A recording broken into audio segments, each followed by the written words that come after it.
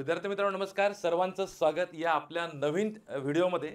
चालू घडामोडी ज्याचा आजचा टॉपिक आहे रिव्हिजनचा, क्रीडा घडामोडी. आपण बघतोय 28 सप्टेंबर 2025 ची राज्यसेवा पूर्व परीक्षा, यासाठी रिव्हिजन टॉपिक बघतोय क्रीडा घडामोडीमधले. मागचा जो वन लाइनरचा व्हिडिओ टाकला त्याचा जबरदस्त प्रतिसाद विद्यार्थ्यांनी दिला, त्याबद्दल सर्वांचा मनापासून आभार. जे विद्यार्थी या चॅनलला नवीन आले त्यांनी सबस्क्राईब करा आणि आपल्या व्हिडिओला लाईक करा आणि जास्तीत जास्त विद्यार्थ्यांपर्यंत शेअर करा. चला तर मग आपण सुरू करूया आजचा आपला चालू घडामोडीमधला क्रीडा घडामोडी टॉपिक.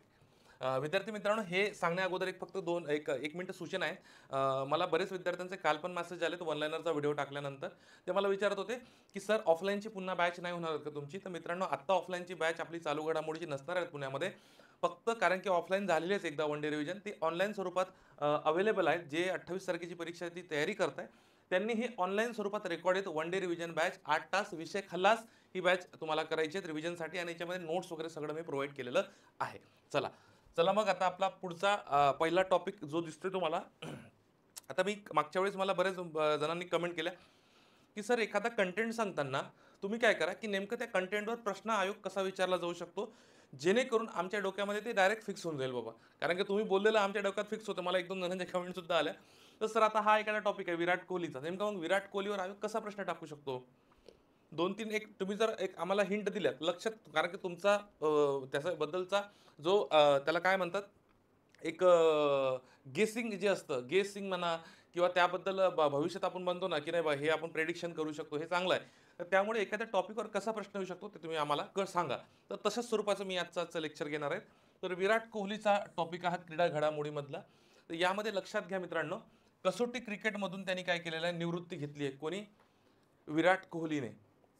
विराट कोहलीने कसोटी क्रिकेटमधून निवृत्ती घेतली. मग त्याबद्दल तुम्हाला माहिती आहे की एखादा आंतरराष्ट्रीय खेळाडू आणि तो फार चर्चेत असतो, त्यावर 100% काय करणारा आयोग प्रश्न विचारण्याची त्याची काय असते, एक मानसिकता असते आयोगाची, का त्याच्यावर आपण प्रश्न विचारतो बाबा.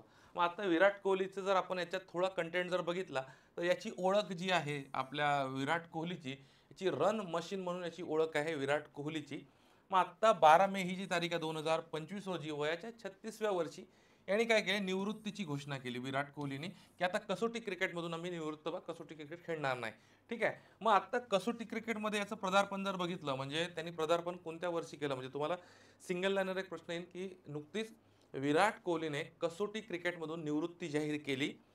त्यांनी कसोटी क्रिकेटमध्ये पदार्पण कोणत्या संघाच्या विरुद्ध केलेलं होतं, अशा स्वरूपाचा तुम्हाला प्रश्न विचारला जाईल. तर मग तुम्हाला त्याचं उत्तर तुम्हाला माहीत पाहिजे, वेस्ट इंडिज तुम्हाला माहीत असलं पाहिजे. 2011 साली वेस्ट इंडिज विरुद्ध कसोटीमध्ये पदार्पण केलं 2011 मध्ये विराट कोहलीनं, ज्याला आपण रन मशीन म्हणून ओळखला जातो. आणि निवृत्ती त्यांनी 12 मे 2025 रोजी जाहीर केली कसोटी क्रिकेटमधलं. या अगोदर त्यांनी T20 मधून काय केलं होतं, T20 तुम्हाला माहित असेल ना, त्याच्यामधून सुद्धा त्यांनी निवृत्ती घेतली होती. मग आता शेवटचा सामना जर बघितला तर 2025 मध्ये ऑस्ट्रेलिया विरुद्ध त्यांनी शेवटचा सामना खेळला. ठीक आहे. शेवटचा सामना कधी खेळला? ऑस्ट्रेलिया विरुद्ध त्यांनी 2025 मध्ये शेवटचा सामना खेळलाय. पदार्पणमध्ये कोण होतं, तर वेस्ट इंडिज फिक्स करा, आणि शेवटचा सामना ऑस्ट्रेलिया विरुद्ध खेळलेला आहे. मग आता कसोटी क्रिकेटमध्ये विराट कोहलीचा जर्सी नंबर 18 18, याचं 18 नावाचं एक हॉटेल सुद्धा आहे. तर मित्रांनो लक्षात घ्या, एकदा आयोगाने प्रश्न विचारला होता राज्यसेवेला की 10 नंबरची टी शर्ट खालीलपैकी कोणते खेळाडू घालतात. ठीक आहे. तर त्याच्यामध्ये फुटबॉलचे खेळाडू होते, त्याच्यामध्ये क्रिकेटचे खेळाडू होते, त्याच्यामध्ये हॉकीचे खेळाडू होते, त्याच्यामध्ये टेनिसचे, म्हणजे 2-4 प्रकारचे खेळाडूंची यादी. त्याच्यामुळे आपल्याला त्याचा जर्सी नंबर सुद्धा काय माहीत असणं गरजेचं आहे आपल्याला. ठीक आहे. मग आत्ता कसोटी कारकीर्द जर बघितली, याची कसोटीची कारकीर्द बघितली, तर 123 सामन्यामध्ये 9,230 धावासह याच्यामध्ये कसोटीमध्ये 30 शतक आहे आणि 31 अर्धशतक आहे, तुम्हाला माहीत असणं गरजेचं आहे याची कारकीर्द कसोटीमधली. त्यानंतर 7 द्विशतक आहे, 200 पेक्षा जास्त धावा ज्यांनी केलाय, 7 वेळा केलाय, आणि त्याची सर्वोच्च जे धावबाद नाबाद संख्या ही 254 राहिलेली आहे. आणि टेस्ट क्रिकेटमध्ये भारताचा चौथा सर्वाधिक धावा करणारा खेळाडू आहे विराट कोहली, लक्षात असू द्या. काय म्हटलंय? टेस्ट क्रिकेटमध्ये भारताचा चौथा सर्वाधिक धावा करणारा खेळाडू बनलेला आहे विराट कोहली. मग आता लक्षात घ्या, आपल्याला दोन गोष्टी अजून लक्षात घ्यायचं आहे की कसोटी कर्णधार असताना 68 सामने त्यांनी खेळलेले आहेत. 68 सामने जो कर्णधार असताना खेळले, आणि त्यापैकी जिंकलेले किती आहे विजय?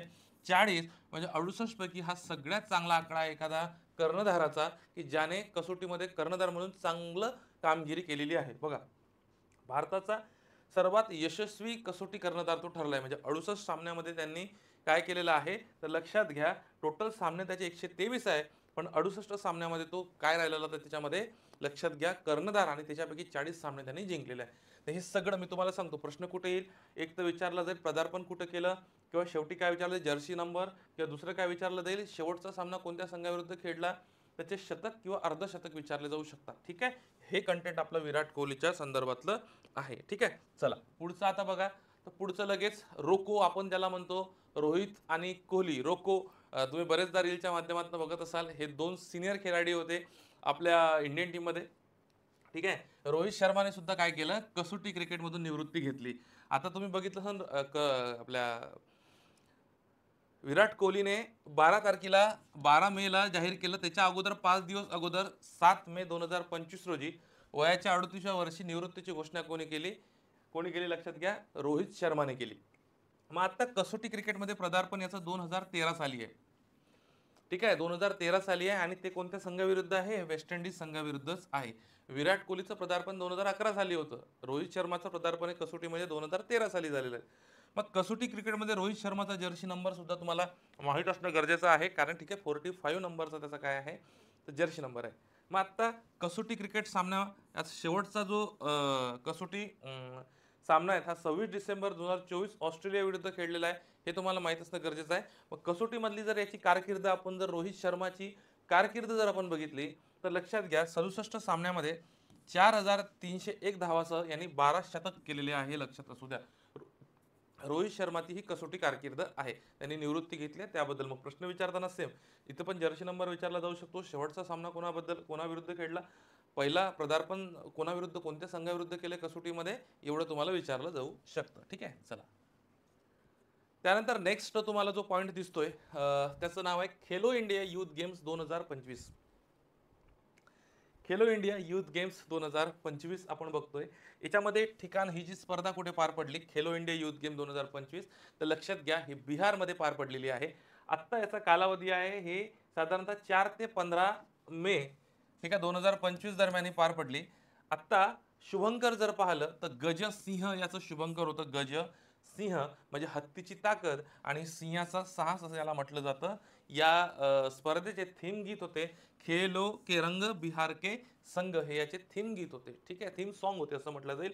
याच्यामध्ये टोटल 28 प्रकार, क्रीडा प्रकाराचे जे काही प्रकार असतात टोटल 28 होते, आणि उद्घाटन यांचं नरेंद्र मोदींनी केलं. मग या स्पर्धेबाबत जर वैशिष्ट्य किंवा विशेष आपण जर बघितलं तर तुम्हाला लक्षात येईल की महाराष्ट्राने या स्पर्धेत सलग तिसऱ्यांदा आणि एकूण 5व्यांदा पदक तालिकेमध्ये पहिले स्थान पटकावलेले आहे. लक्षात असू द्या, महाराष्ट्राने या स्पर्धेत सलग तिसऱ्यांदा हा शब्द लक्षात असू द्या, आणि एकूण 5व्यांदा पदक तालिकेत पहिले स्थान मिळवलेले आहे. महाराष्ट्राच्या संदर्भातला आहे, त्याच्यामुळे तुम्ही इथं थोडंसं स्टार पॉईंट करून ठेवाल. मग महाराष्ट्राने ॲथलेटिक्समध्ये सर्वाधिक 10 सुवर्ण पदक जिंकले. म्हणजे जेवढे क्रीडा प्रकार 28 होते की नाही, मग ह्या 28 पैकी जो ॲथलेटिक्सचा प्रकार होता याच्यामध्ये 10 सुवर्ण पदक जिंकले, तुम्हाला लक्षात आलं असेल.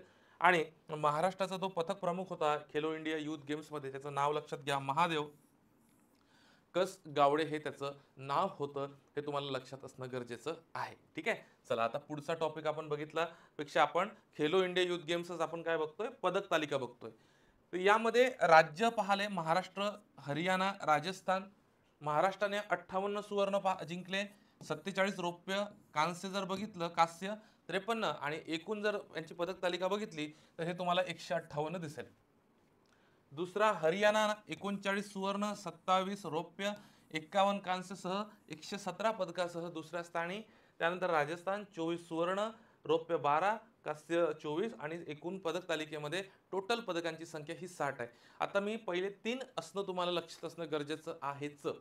ठीक आहे, पहिले 3 तुम्हाला लक्षात असणं गरजेचं आहे, महाराष्ट्राचे, हरियाणाचे, पण महाराष्ट्राचे टोटल 158, आणि सुवर्णाचा विचार केला तर हे इथं 58 लक्षात असू द्या. म्हणजे तुम्हाला एक तर ह्याच्यावर प्रश्न विचारला जाऊ शकतो, किंवा एकूण पदक तालिकेमध्ये किंवा पहिल्या किंवा दुसऱ्या क्रमांकावर कोणते संघ राहिलेले आहेत, कोणते राज्य आहेत, हे तुम्हाला विचारलं जाऊ शकतं. तर हे व्यवस्थित करणं गरजेचं आहे. ठीक आहे, चला मग आता फ्रेंच ओपन टेनिस स्पर्धा 2025. फ्रेंच ओपन टेनिस स्पर्धा 2025, ज्या टेनिसच्या ज्या स्पर्धा आहेत 4 स्पर्धा, त्याच्यामध्ये American open, Australian open, Wimbledon open, French open त्यापैकी एक आहे. आणि बरेच वेळा आपल्याला या ज्या 4 ग्रँड स्लॅमच्या स्पर्धा आहे, यावर प्रश्न आपल्याला आयोगाने विचारलेले दिसतात. ते पण एक तर सिंगल लाईनर असतो किंवा ते जोड्या लावामध्ये प्रश्न आपल्याला विचारलेले दिसतात. मग आत्ता बघा, महिला विजेती जर आपण बघितलं तर हे अमेरिकेची कोको कॉफ ठरलेली आहे फ्रेंच ओपन 2025. ठीक आहे, फ्रेंच ओपन 2025 लक्षात असू द्या. फ्रेंच ओपन टेनिस स्पर्धा 2025 बाबत बोलतोय मी. महिला विजेती कोको कॉप ही अमेरिकेची आहे. बरेचदा आपण काय करतो, आपल्याला विजेती माहीत असते, पण ते कोणत्या देशाची संबंधित आहे, कोणत्या देशाची खेळाडू आहे हे आपल्याला माहीत नसतं. आणि अशा स्वरूपाचे प्रश्न सुद्धा आपल्याला परीक्षेत विचारले गेलेले आहे, तर तुम्हाला लक्षात पाहिजे. महिला उपविजेती जर बघितलं तर अरिना सबलेंका आहे, हे बेलारुसची खेळाडू आहे. पुरुष विजेतामध्ये कार्लोस अल्कराज ठरलेला आहे, हा स्पेनचा खेळाडू आहे.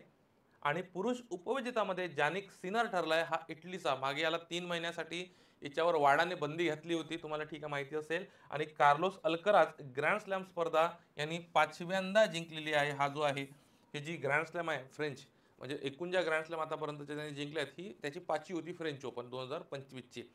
तर तुम्हाला जोड्या लावामध्ये प्रश्न विचारला जाईल किंवा सिंगल लाईन प्रश्न विचारला जाऊ शकतो, किंवा हे कोणत्या देशाचे खेळाडू आहे असे सुद्धा तुम्हाला प्रश्न विचारलेले जाऊ शकतात. ठीक आहे, चला पुढे आता जर बघितलं तर तुम्हाला ICC चॅम्पियन ट्रॉफी 2025 बाबत बघतोय.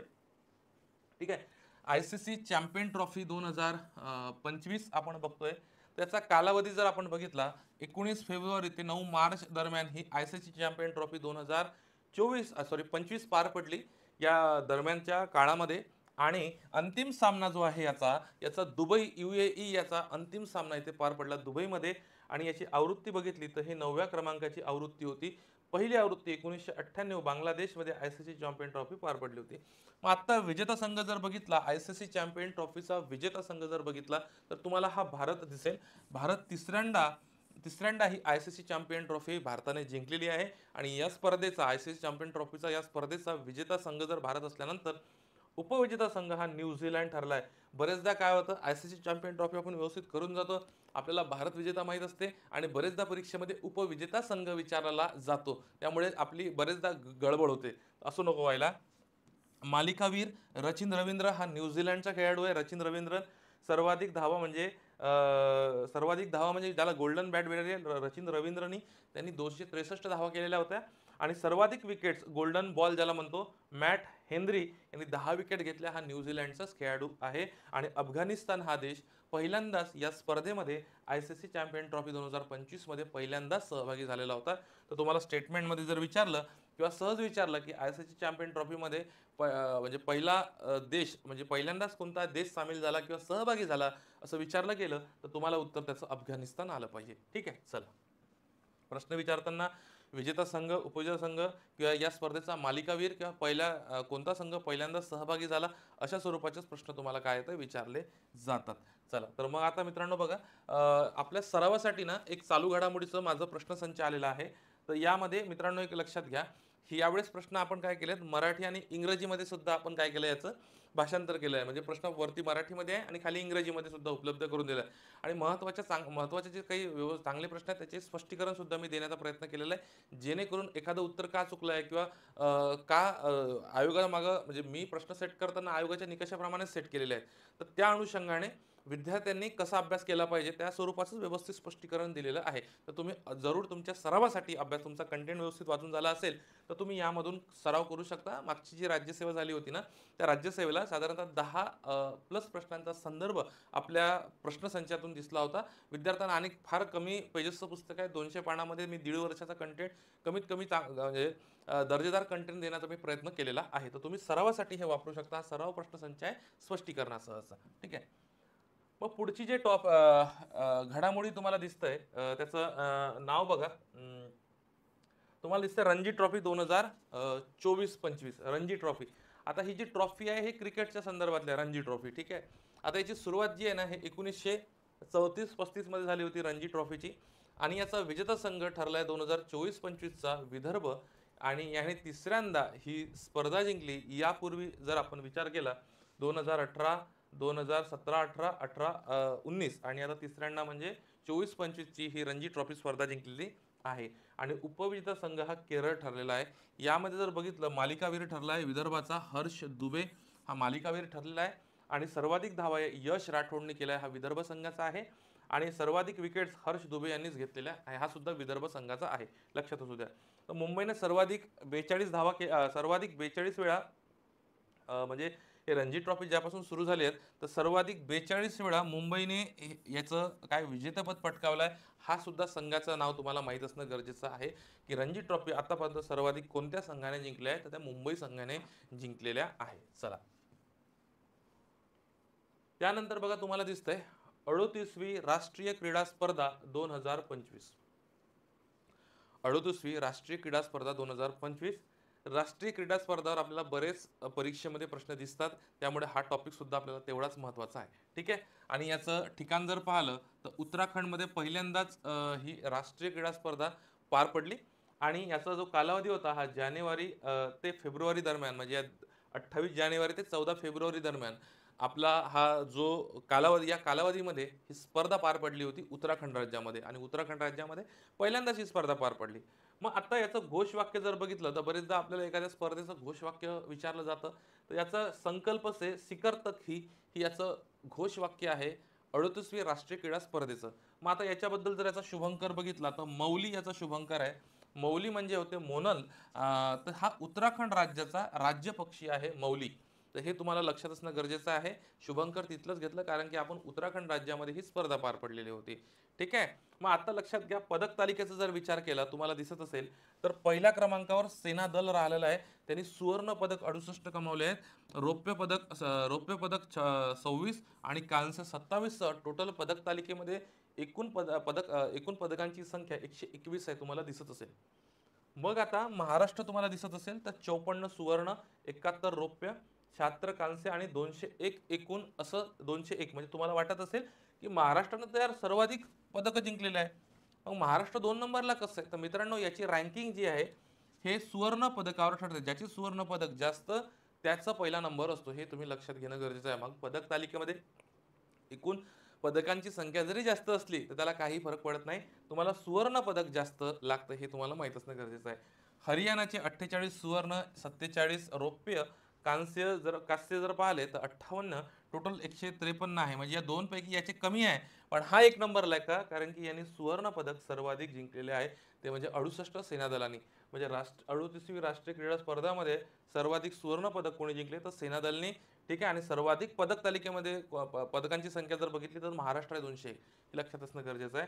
मग मागील काही क्रीडा स्पर्धा जर बघितल्या तर हे 36वी जी आहे हे गुजरातमध्ये पार पडली होती, 37वी गोवामध्ये पार पडली होती, 38वी उत्तराखंडमध्ये आता आपण ज्याच्याबद्दल चर्चा करतोय आणि आता पुढची 39वी क्रीडा स्पर्धा हे 2027 मध्ये मेघालय राज्यात होणार आहे असं म्हटलं आहे. मेघालय राज्यामध्ये होणार आहे असं म्हटलेलं आहे. चला ठीक आहे. तर तुम्हाला प्रश्न जर आयोगाने विचार केला की समजा याच्यावर प्रश्न कुठले विचारले जाऊ शकतो तर यामध्ये प्रश्न विचारताना एक तर सेनादल यावर इथं क्वेश्चन विचारला जाऊ शकतो, पदक तालिकेमधला पहिला क्रमांक किंवा याचा शुभंकर विचारला जाऊ शकतो किंवा याचं घोषवाक्य तुम्हाला विचारलं जाऊ शकतं. मल्टीलायनरमध्ये आला तर याचे कुठलेही याच्यातले तुम्हाला स्टेटमेंट त्याच्यामध्ये दिसेल 38वी राष्ट्रीय क्रीडा स्पर्धेबाबत. ठीक आहे. चला नेक्स्ट बघूया.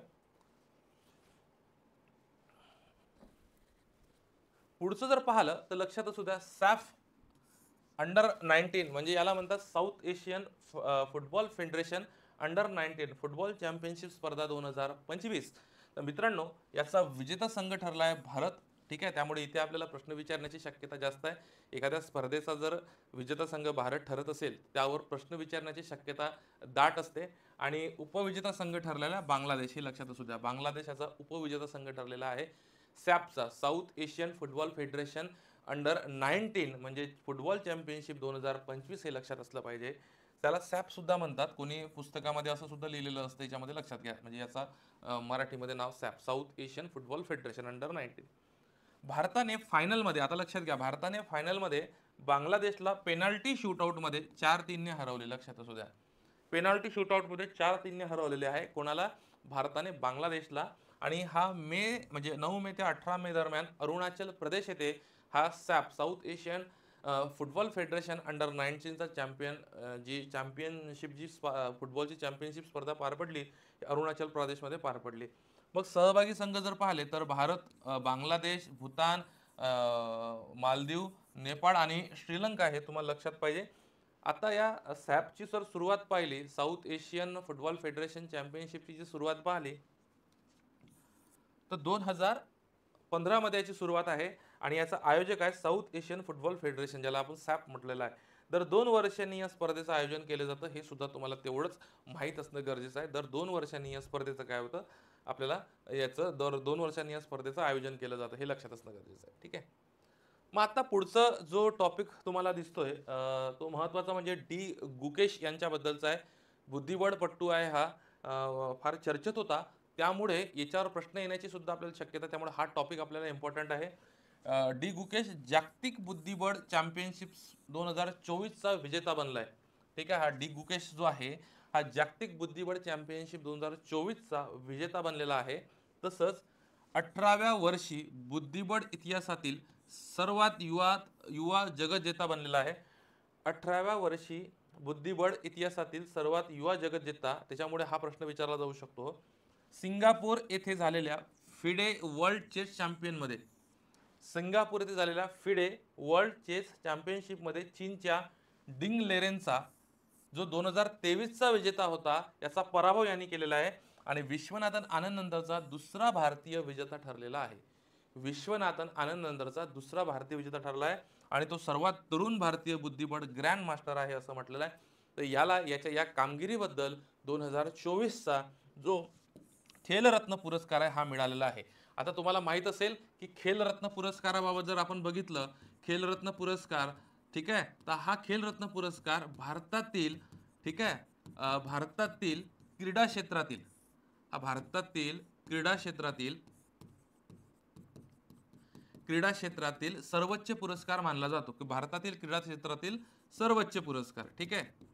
आणि याचा पहिला जो विजेता होता, ज्याचं अगोदरचं नाव जे होतं, याला आता मेजर ध्यानचंद खेलरत्न पुरस्कार मिळाला आहे. याचं अगोदरचं नाव जर बघितलं तर राजीव गांधी खेलरत्न पुरस्कार होतं. राजीव गांधी खेलरत्न पुरस्कार. ठीक आहे. राजीव गांधी खेलरत्न पुरस्कार याचं अगोदर नाव होतं. याची सुरुवात 1991-92ला झाली आणि याचा विश्वनाथन आनंद हा पहिला विजेता होता. ठीक आहे. हे तुम्हाला माहित असलं गेलं पाहिजे. आणि 2024 मध्ये याला पुरस्कार मिळाला डी गुकेशला. त्याच्यासमोर मनू भाकर सुद्धा होती आणि अजून 2 खेळाडू होते, त्यांचे नाव तुम्ही मला कमेंट बॉक्समध्ये टाकू शकता की 2024चा खेलरत्न पुरस्कार जो आहे, मेजर ध्यानचंद खेलरत्न अवॉर्ड जो आहे, हा खालीलपैकी किती खेळाडूंना मिळाला. 2 खेळाडूंचे मी नाव सांगितले, 2 खेळाडूंचे नाव तुम्ही कमेंट बॉक्समध्ये टाकू शकता. ठीक आहे. चला, त्यानंतर जर बघितलं तर पुढचं लक्षात घ्या, वैभव सूर्यवंशी हा सुद्धा अतिशय महत्त्वाचा टॉपिक आहे. वैभव सूर्यवंशी बद्दलचा 18व्या IPL मध्ये यांनी खूप जास्त हा चर्चेत होता खेळाडू. 18व्या IPL 2025 मध्ये 28 एप्रिल 2025 रोजी राजस्थान रॉयल्सचा, म्हणजे हा कोणत्या संघाचा खेळाडू आहे, राजस्थान रॉयल्सचा 14 वर्षीय वैभव सूर्यवंशीने गुजरात टायटन्स, लक्षात असू द्या, गुजरात टायटन्स संघाविरुद्ध 35 चेंडूत विक्रमी 100 धावा केल्या. कोणाविरुद्ध? 35 चेंडूत 100 धावा केलेल्या आहे गुजरात टायटन्स विरुद्ध. आणि तो कोणत्या संघाचा आहे? राजस्थान रॉयल्सचा, कारण की यावर प्रश्न विचारला जाऊ शकतो, फार चर्चेत होता खेळाडू आहे. आणि कोणत्या स्टेडियमवर यांनी ही कामगिरी केली, तर लक्षात असू द्या, जयपूरमधील सवाई मानसिंग नावाचं जे काही आपलं स्टेडियम आहे, या स्टेडियमला काय केलं, याच्यावर यांनी काय केलं, लक्षात असू द्या, यांनी ही कामगिरी केलेली आहे. जयपूरमधील सवाई मानसिंग नावाचं स्टेडियम आहे, यावर यांनी ही कामगिरी केली आहे वैभव सूर्यवंशीने. गुजरात टायटन्स विरुद्ध राजस्थान रॉयल्सचा आहे, लक्षात असू द्या. आणि राजस्थान रॉयल्सने त्याला 1.1 कोटी रुपयाला विकत घेतलेले होते. त्याची किंमत सुद्धा तुम्हाला माहित पाहिजे की एवढ्या कमी वयाच्या खेळाडूला 1.1 कोटीला विकत घेतलेले होते. तुम्हाला जे ऑप्शन असतं किंवा बोली लागते IPLच्या वेळेस, 1.1 कोटीला राजस्थान रॉयल्सनी खरेदी केलं होतं. आणि गुजरात टायटन्स विरुद्ध चांगले चांगले जे काही आंतरराष्ट्रीय दर्जाचे बॉलर्स होते, त्यांना सुद्धा त्यांनी पाणी पाजलं त्या आपल्या त्या सामन्यामध्ये. IPL मध्ये सर्वात जलद शतक ठोकणारा पहिला भारतीय खेळाडू ठरलेला, लक्षात असू द्या. आणि वैभव सूर्यवंशी हा मूळचा बिहार राज्याचा आहे, लक्षात असू द्या. बिहार राज्याचा आहे वैभव सूर्यवंशी, हे लक्षात असणं गरजेचं आहे.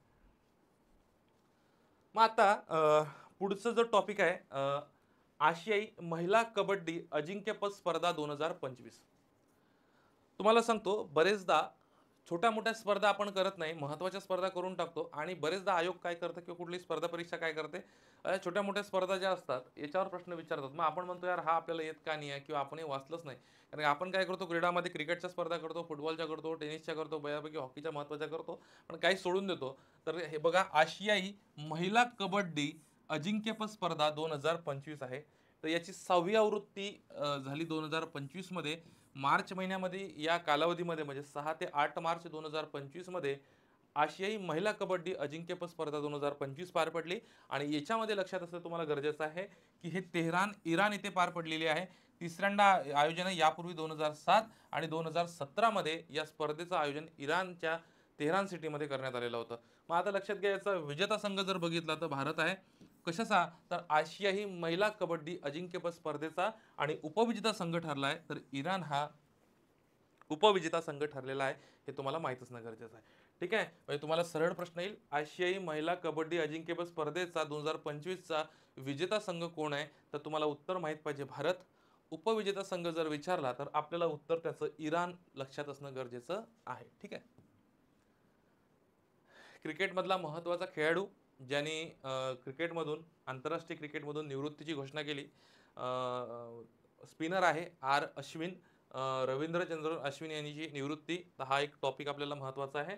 डिसेंबर 2024 मध्ये क्रिकेटपटू रवींद्रचंद्रन अश्विनने आंतरराष्ट्रीय क्रिकेटमधून निवृत्तीची घोषणा केलेली, हा एक महत्त्वाचा पॉईंट आहे. आणि त्याची कारकिर्दबद्दल आपण जर बघितलं तर त्याने टोटल 106 कसोटीमध्ये 537 विकेट घेतलेले आहे. हे लक्षात असू द्या, 537. 116 एक दिवसीय म्हणजे वन डे मॅच खेळलेला आहे तो, त्यामध्ये त्यांनी 156 विकेट घेतलेले आहे. 65 T20 मॅच खेळला आहे, 65 T20 मॅच मध्ये 72 विकेट घेतले आहे. आणि अनिल कुंबले नंतर कसोटी सामन्यामध्ये सर्वाधिक विकेट घेणारा भारताचा दुसरा गोलंदाज ठरलेला आहे.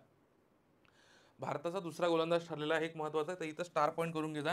आणि त्याला मिळालेले पुरस्कार जर बघा तर अर्जुन पुरस्कार हा जो 1961 ला याची अर्जुन पुरस्काराची सुरुवात आहे, हा भारतातील क्रीडा क्षेत्रातील सर्वोच्च पुरस्कार मानला जातो. सर्वोच्च म्हटलं सर्वोच्च मध्ये दुसरा, भारतातील सर्वोच्च मध्ये दुसरा पुरस्कार आहे क्रीडामध्ये, दुसरा. कारण की पहिला तर ध्यानचंद खेलरत्न पुरस्कार आहे, याची सुरुवात 1961 ला आहे अर्जुन पुरस्काराची. आणि आता यावर्षी 2024 मध्ये जर बघितलं तर टोटल 32 खेळाडूंना अर्जुन पुरस्कार मिळालेले आहे. त्यापैकी महाराष्ट्रातील किती खेळाडू आहेत त्यांचं नाव तुम्ही मला काय करा, कमेंट बॉक्समध्ये टाकू शकता की महाराष्ट्रातील किती खेळाडूंना अर्जुन पुरस्कार 2024 मधले मिळाले आहे. टोटल 32 लोकांची यादी आहे, तर महाराष्ट्रातले किती आहे तर तुम्ही मला कमेंट बॉक्समध्ये टाकू शकता. ठीक आहे. तर मला पद्मश्री आणि अर्जुन पुरस्कार सुद्धा अश्विन यांना मिळालेला आहे. ठीक आहे, चला नेक्स्ट. पहिला खो खो वर्ल्ड कप 2025 बघतोय. पहिला खो खो वर्ल्ड कप 2025. आता लक्षात घ्या, 13 ते 19 जानेवारी 2025 या कालावधीमध्ये हा पहिला खो खोचा वर्ल्ड कप पार पडला. याचं ठिकाण होतं नवी दिल्ली. हा पहिलाच खो खोचा वर्ल्ड कप आहे. त्यामुळे याचा तुम्हाला इथं थोडासा तुम्हाला वर्ल्ड कप असल्यामुळे इथं थोडा प्रश्न विचारण्याची दाट शक्यता आहे. पुरुष विजेता म्हणजे तुम्हाला विचारला जाईल, भारत हा विजेता संघ ठरलाय. उपविजेता याच्यामध्ये तुम्हाला नेपाळ दिसतील पुरुषमध्ये. मग महिला संघामध्ये विजेता संघ आपला भारतच ठरला आहे आणि उपविजेता संघ हा नेपाळ ठरलाय, लक्षात असू द्या. मग आता तुम्हाला पुरुषमध्ये आणि महिलांमध्ये आपला भारत संघच विजेता ठरलाय आणि पुरुषमध्ये आणि महिलांमध्ये उपविजेता संघ नेपाळच ठरलेला, लक्षात असू द्या. आपण पहिला खो खो वर्ल्ड कप 2025 बाबत बघतोय. मग आता लक्षात घ्या, भारताच्या पुरुष संघाचे नेतृत्व प्रतीक वायकरनं केले, म्हणजे संघाचा जो कॅप्टन म्हणता येईल. आणि महिला संघाचे नेतृत्व प्रियंका इंगळे यांनी केलेलं आहे. हे तुम्हाला लक्षात असणं गरजेचं आहे, हे महत्त्वाचं आहे. ठीक आहे, चला नेक्स्ट बघा. चला आपण पुढचं जो टॉपिक बघतोय, इंडियन प्रीमियर लीग. यावर्षी IPL जी स्पर्धा जी घडली 2025ची, त्याबद्दल आपण चर्चा करतोय.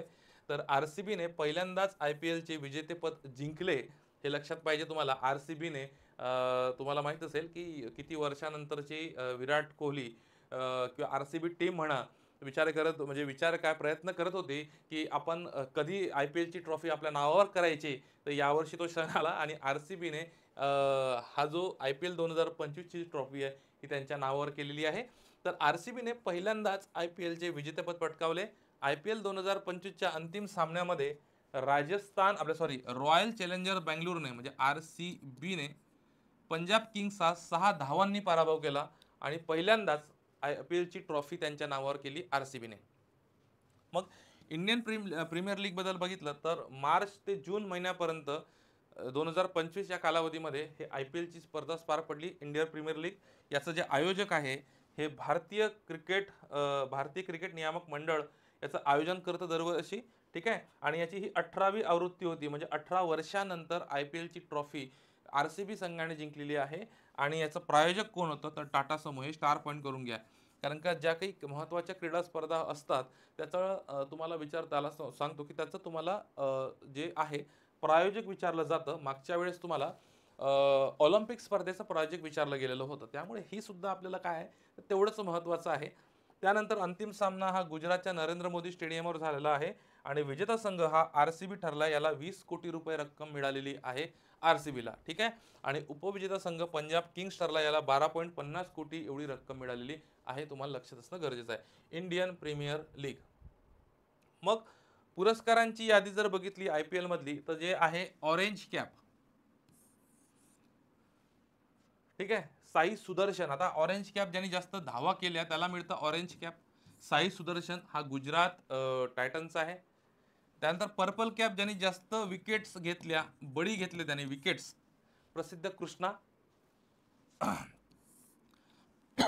त्याला उद्यानमुख खेळाडूचा पुरस्कार मिळाला साई सुदर्शन. सुपर स्ट्रायकर म्हणून पुरस्कार मिळाला RRचा राजस्थान रॉयल्सचा वैभव सूर्यवंशी. आणि हंगामातील सर्वात उत्तम झेल हा घेतलाय कमेंडू मेंडिसने.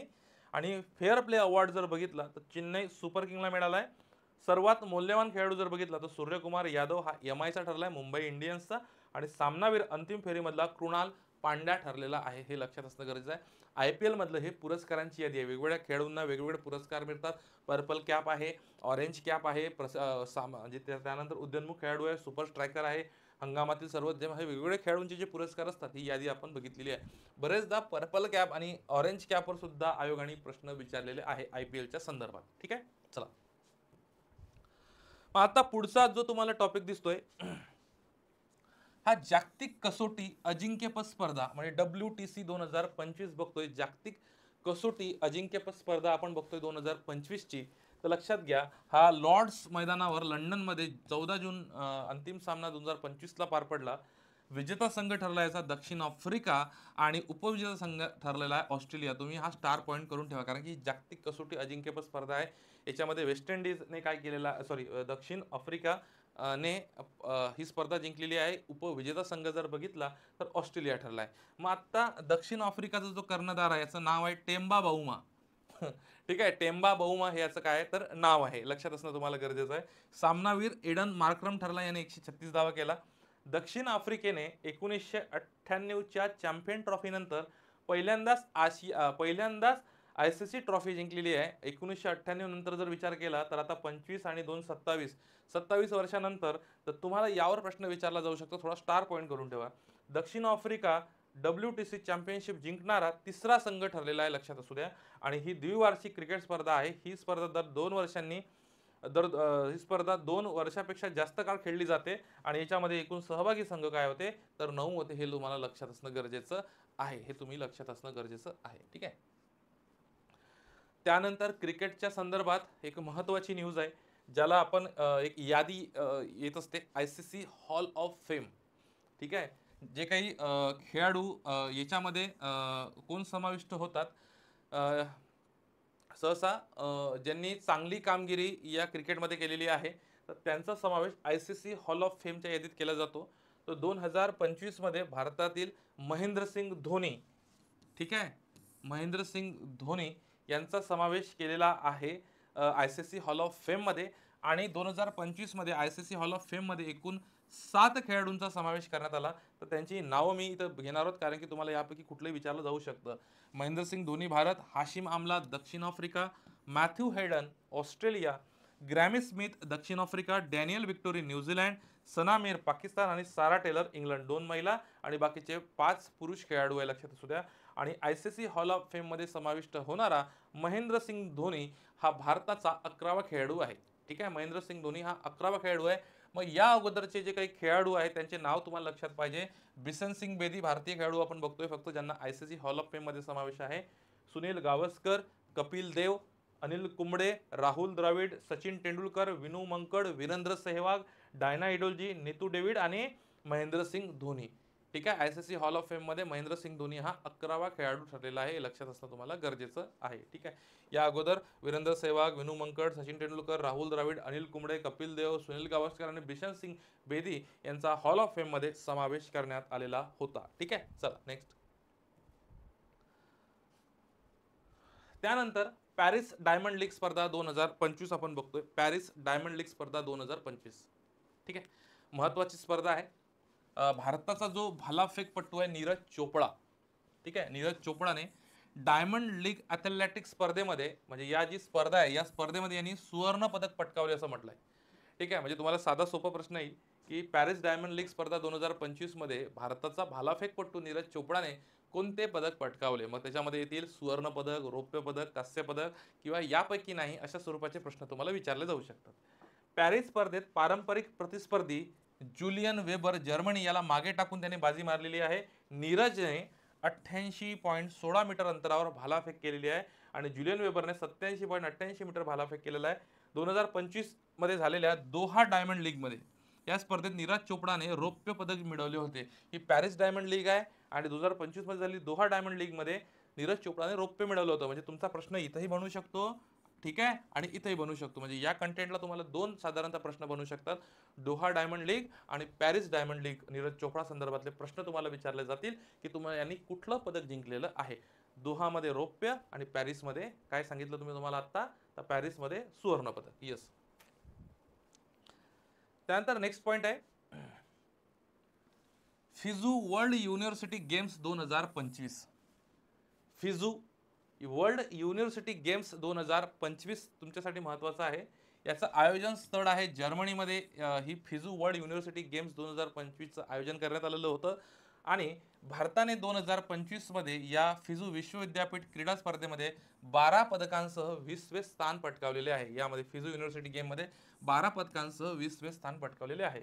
भारताने या स्पर्धेत 2 सुवर्ण, 5 रौप्य, 5 कांस्य, 5 आणि 5 10 आणि 2 12 अशी एकूण 12 पदके मिळवलेली आहेत. मग आता याचं काय करूयात, एक आपण याचं पदक तालिका बघूयात.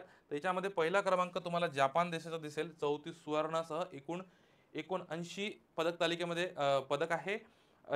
पीपल्स रिपब्लिक ऑफ चायनाने 30 सुवर्णासह 74 पदक आहे टोटल आणि संयुक्त राष्ट्र अमेरिकाने 28 सुवर्ण पदकासह एकूण जर बघितले तर 84 याचे काय आहे तर एकूण आहे. तर आता इथं याचा तुम्ही म्हणाल 84 तर खूप जास्त आहे सर. मी तुम्हाला मगाशीच सांगितलं की ज्याचे सुवर्ण जास्त असतात, ज्याचे सुवर्ण पदक जास्त असतात त्याचं काय असतं, त्याचा नंबर पहिला असतो, लक्षात असू द्या. ठीक आहे, चला.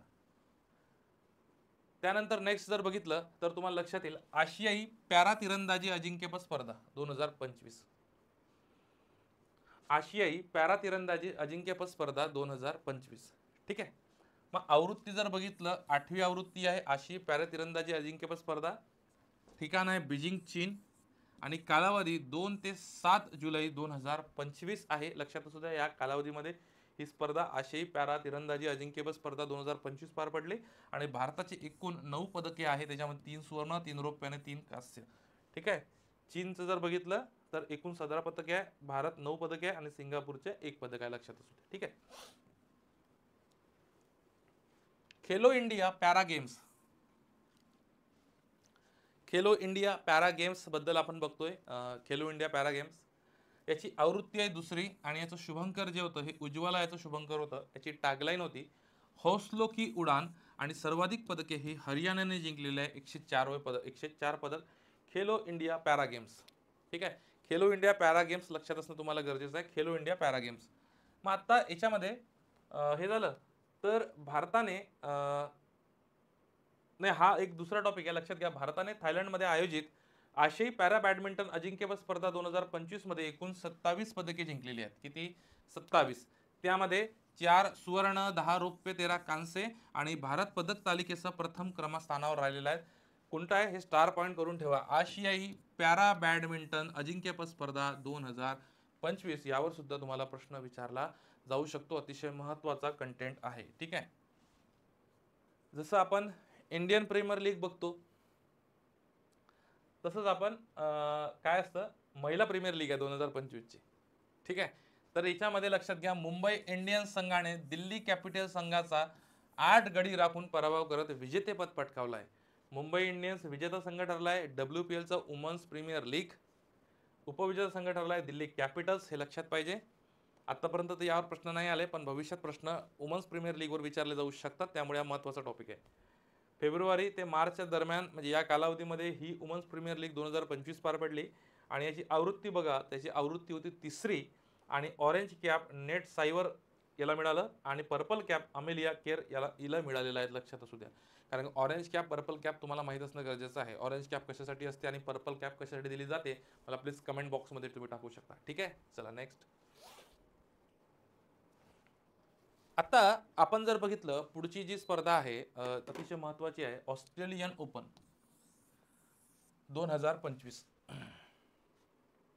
Australian open 2025. आता याच्यामध्ये पुरुष विजेता ठरलाय जानिक सिनर, हा इटलीचा खेळाडू आहे.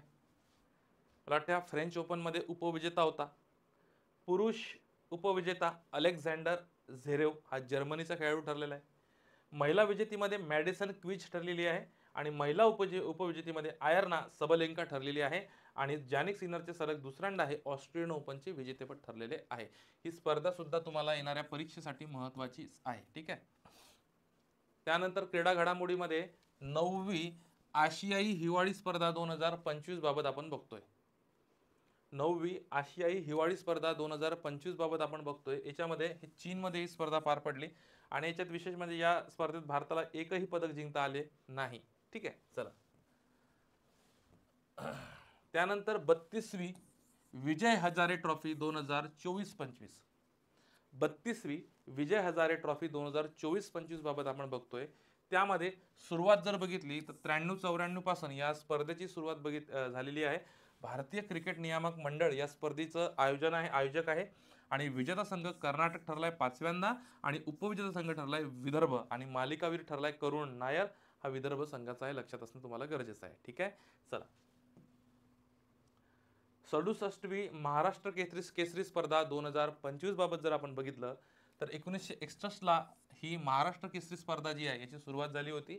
याचा विजेता जर ठरलाय, लक्षात घ्या सुद्धा, पृथ्वीराज राजेंद्र मोहोळ हाचा विजेता ठरलाय महाराष्ट्र केसरी स्पर्धेचा. तसंच उपविजेता ठरलाय महेंद्र गायकवाड सोलापूरचा. आणि याचा आयोजक जर विचार केला तर महाराष्ट्र राज्य कुस्तीगीर संघ याचा आयोजक आहे. मग मागील काही विजेते तुम्हाला माहित असणं गरजेचंच आहे. तसं 63वे हर्षवर्धन सदगीर, 64 पृथ्वीराज पाटील, 65 शिवराज राक्षे, 67 सिकंदर शेख आणि 67 मध्ये पृथ्वीराज मोहनने हे महाराष्ट्र केसरी स्पर्धा जिंकलेली आहे. ठीक आहे, यस. त्यानंतर अंडर 19 महिला T20 विश्वचषक 2025 बाबत आपण बघतोय. तर ही स्पर्धा जानेवारी-फेब्रुवारी या कालावधीमध्ये पार पडली. ठिकाण जर पाहिलं तर त्याचं मलेशियामध्ये ही स्पर्धा पार पडली. तुम्हाला दिसत असेल मलेशियामध्ये ही स्पर्धा पार पडलेली आहे. अंडर 19 महिला T20 विश्वचषक 2025 बाबत आपण बघतोय. मग आता लक्षात घ्या, तुम्हाला विजेता संघ जर पाहिला तर याचा भारत विजेता संघ ठरलाय, उपविजेता दक्षिण आफ्रिका दिसतोय. पण या दोनच गोष्टी इथे करणे तुम्हाला काय तर गरजेचं आहे. ठीक आहे. ठीक आहे विद्यार्थी मित्रांनो, 33वी पॅरिस ऑलिम्पिक क्रीडा स्पर्धा 2024 तुम्हाला दिसत आहे. याच्यामध्ये ही आता 2024ची घटना, कारण की यामध्ये मी कंटेंट घेताना काय केलेलं आहे, साधारणतः जुलै म्हणजे एक साधारणतः जून 2024 ते साधारणतः 1 ऑगस्ट 2025 पर्यंतचा क्रीडा घडामोडी या सगळ्यामध्ये मी घेतलेल्या आहेत. मग आता ठिकाण पॅरिस फ्रान्स. उद्घाटन समारंभ सीन नदीवर पहिल्यांदा स्टेडियमच्या बाहेर केलेला आहे. घोषवाक्य जर पाहिलं, जेम्स वाईड ओपन हे याचं घोषवाक्य आहे आणि शुभंकर याचं फ्रिजेस आहे, हे लक्षात असणं गरजेचं आहे. फ्रिजेस याचं काय शुभंकर आहे. मग आता लक्षात घ्या, तिसऱ्यांदा हे पॅरिसमध्ये या स्पर्धेचं आयोजन करण्यात आलं आणि 2 वेळा ऑलरेडी याच्यावर प्रश्न विचारले गेले आहेत आणि भविष्यात पण सध्या विचारले जातील. ठीक आहे. मग याचा आपल्या भारताचे जे पथक प्रमुख होते हे लक्षात घ्यायचं नाव पाहिजे, गगन नारंग नेमबाज. उद्घाटन सोहळ्यातील ध्वजवाहक PV सिंधू बॅडमिंटनपटू, शरद कमल टेबल टेनिसपटू. ठीक आहे, हे लक्षात पाहिजे. समारोप सोहळ्यातील ध्वजवाहक कोण होते, मनू भाकर आणि PR श्रीजेश हा हॉकी संघाचा गोलकीपर आहे. का सांगतो तुम्हाला, कारण की बरेचदा आपल्याला उद्घाटन सोहळा आणि समारोप सोहळ्यातील आपल्याला काय विचारलं जातं, ध्वजवाहक विचारलेले जातात. मग आता तुम्हाला पहिलं पदक जर विचारलं तर पहिलं पदक या स्पर्धेत कझाकिस्तानने मिळालं, पण पहिलं सुवर्ण पदक जर विचारलं तर हे चीनने पटकावलेलं आहे. चीनने पटकावलेला आहे असं म्हटलेलं आहे. ठीक आहे, कारण की तुम्हाला पहिलं पदक आणि पहिलं सुवर्ण पदक मध्ये लक्षात आलं पाहिजे, नाही तिथं कन्फ्यूज व्हायचं कारण नाही. याच्यामध्ये अमेरिकेने पदक तालिकेमध्ये सर्वाधिक पदकं पटकावलेत 126 टोटल, 40 सुवर्ण. अमेरिकेचे हा जपानचा प्रश्न मध्यंतरी कुठल्या तरी परीक्षेमध्ये विचारला गेलेला होता, म्हणजे पहिले 2 सोडले आणि तिसरंच डायरेक्ट विचारलेलं होतं. ठीक आहे, तर असंही तुम्हाला किमान म्हणून म्हणतो मी तुम्हाला, पहिले 5 नाही लक्षात राहत तर पहिले 3 तुम्हाला लक्षात असणे पाहिजे देश, आणि त्यांचे क्रमांक तुम्हाला माहित असणं गरजेचं आहे. ठीक आहे. ऑस्ट्रेलियन ओपन टेनिस स्पर्धा 2024 आपण बघतोय. याबाबत बघताना दोन गोष्टी लक्षात घ्या. इथे पुरुष एकेरी विजेता आणि उपविजेता यांचीच नावं तुम्हाला लक्षात असणं गरजेचं आहे. कोणते कोणते, कारण की याच्यात पण मिश्र दुहेरी, संमिश्र दुहेरी असे असतात. मग कोणते नावं लक्षात असणं गरजेचं आहे बघा.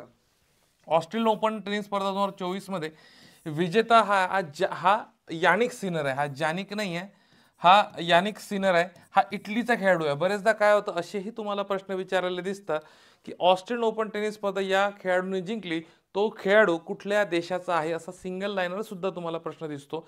त्यामुळे असं अपेक्षित आहे की तुम्हाला सिंगल त्याचा देश कोणता आहे हे सुद्धा माहीत असणं गरजेचं आहे. मग यानिक सिनर हा इटली देशाचा आहे. तसंच उपविजेता जर बघितला, डॅनिल मेदवेदेव हा रशियाचा आहे. लक्षात घ्या, हा ऑस्ट्रेलियन ओपन 2024चा उपविजेता आहे. विजेता लक्षात घ्या यानिक सिनर, उपविजेता डॅनिल मेदवेदेव हा रशियाचा आहे. मग आता सिनरचे म्हणजे हा जो इटलीचा खेळाडू तुम्हाला दिसतोय, याचे ऑस्ट्रेलियन ओपनचे पहिलेच ग्रँड स्लॅम जेतेपद आहे.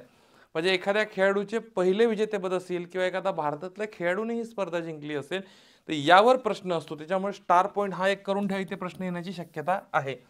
ऑस्ट्रेलियन ओपन जिंकणारा पहिला इटालियन खेळाडू असं म्हटलेलं आहे. ऑस्ट्रेलियन ओपन जिंकणारा पहिला इटालियन खेळाडू आहे, म्हणजे पहिला इटलीचा खेळाडू आहे. हा एक स्टार पॉईंट करून ठेवा, इथे एक महत्त्वाचा आहे.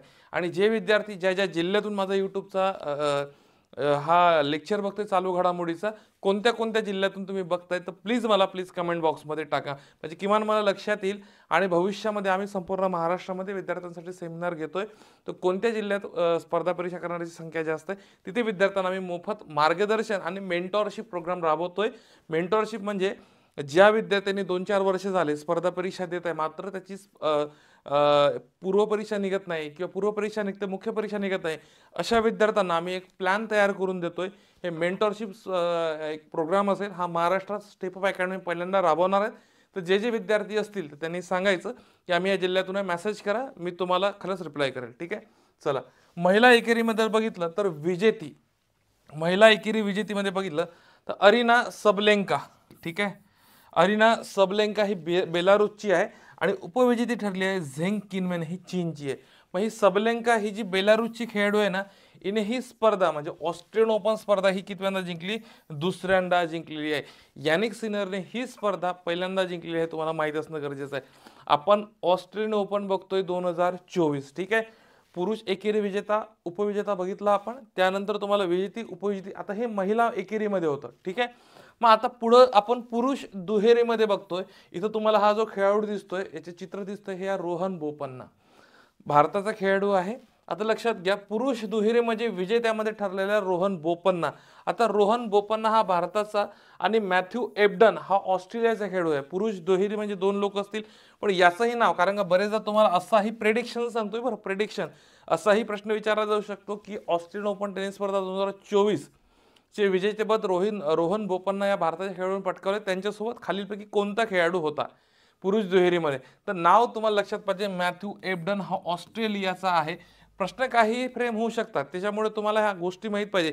मी प्रेडिक्शन सांगतोय, प्रेडिक्शन याच्यासाठी प्रेडिक्शन चालू घडामोडीमध्ये केले नाही, आता फक्त आपण वाचत जातो. ठीक आहे, उपविजेता बघितला तर सिमोन बोललेली हा इटलीचा आहे आणि आंद्रेया व्हावासारी हा सुद्धा इटलीचा. पण याच्यामध्ये तुम्ही करताना फक्त पुरुषमध्ये विजेताच करा. ठीक आहे, उपविजेता करू नका दुहेरीमध्ये. आता बोपन्नाला ऑस्ट्रेलियन ओपनचे प्रथमच विजेतेपद, तुम्हाला सांगितलं, भारतातला एखादा खेळाडू ऑस्ट्रेलियन असो, US असन, अमेरिकन असन, फ्रेंच असन, विम्बल्डन असन, या स्पर्धेपैकी कुठलाही एक पहिल्यांदा जर ती स्पर्धा जिंकत असेल तर त्यावर 100% बसतो. तर ऑस्ट्रेलियन ओपन पहिल्यांदा विजेतेपद पटकावलं 2017 मधील फ्रेंच ओपन मिश्र दुहेरी विजेतेपदानंतर बोपन्नाचे हे दुसरे ग्रँड स्लॅम आहे. याच्या पहिले कोणता ग्रँड स्लॅम जिंकलं त्यांनी, तर 2017 मधलं फ्रेंच ओपनचं मिश्र दुहेरी, हे लक्षात असू द्या. मग आता तुम्हाला एक लक्षात पाहिजे, हा स्टॅटिकमध्ये हा पार्ट आहे की ग्रँड स्लॅम जिंकणारे भारतीय याच्यामध्ये लिएंडर पेस 16 वेळा जिंकल्या त्यांनी, एक नंबरला महेश भूपती 12 वेळा जिंकल्या, हे लक्षात असू द्या. सानिया मिर्झा 6 आणि रोहन बोपन्नाचे 2 झाले. एक 2017चं फ्रेंच होतं आणि आता 2024चं ऑस्ट्रेलियन आहे. यावर 100% कुठल्या ना कुठल्या परीक्षेमध्ये 100% यावर प्रश्न विचारेल, लक्षात घ्या. त्यानंतर आता आपण बघूया, आता याच्यावरचा प्रश्न आहे. तुम्ही मला ऑप्शन तुम्ही मला काय करा, हा याचं प्रश्नाचं उत्तर मला तुम्ही कमेंट बॉक्समध्ये सुद्धा टाकू शकता, ठीक आहे. ऑस्ट्रेलियन ओपन टेनिस स्पर्धा 2024 बाबत अचूक विधान निवडा असं म्हटलेलं आहे. आणि ऑस्ट्रेलियन ओपन 2024 या स्पर्धेचा पुरुष एकेरी विजेता हा इथं जानिक नाही आहे, इथं यानिक करायचं, थोडं प्रिंट मिस्टेक आहे, यानिक सिनर ठरलेला आहे. आताच आपण बघितलं ऑस्ट्रेलियन ओपन 24चा उपविजेता एकेरी विजेता यानिक सिनर हा इटलीचा आहे. यानिक सिनरचे ऑस्ट्रेलियन ओपन जिंकणारा हा दुसरा इटालियन, मी आताच सांगितलं हा पहिला इटालियन खेळाडू आहे, पहिला, त्याच्यामुळे हे माहीत पाहिजे, पहिला इटालियन खेळाडू आहे, दुसरा नाही आहे.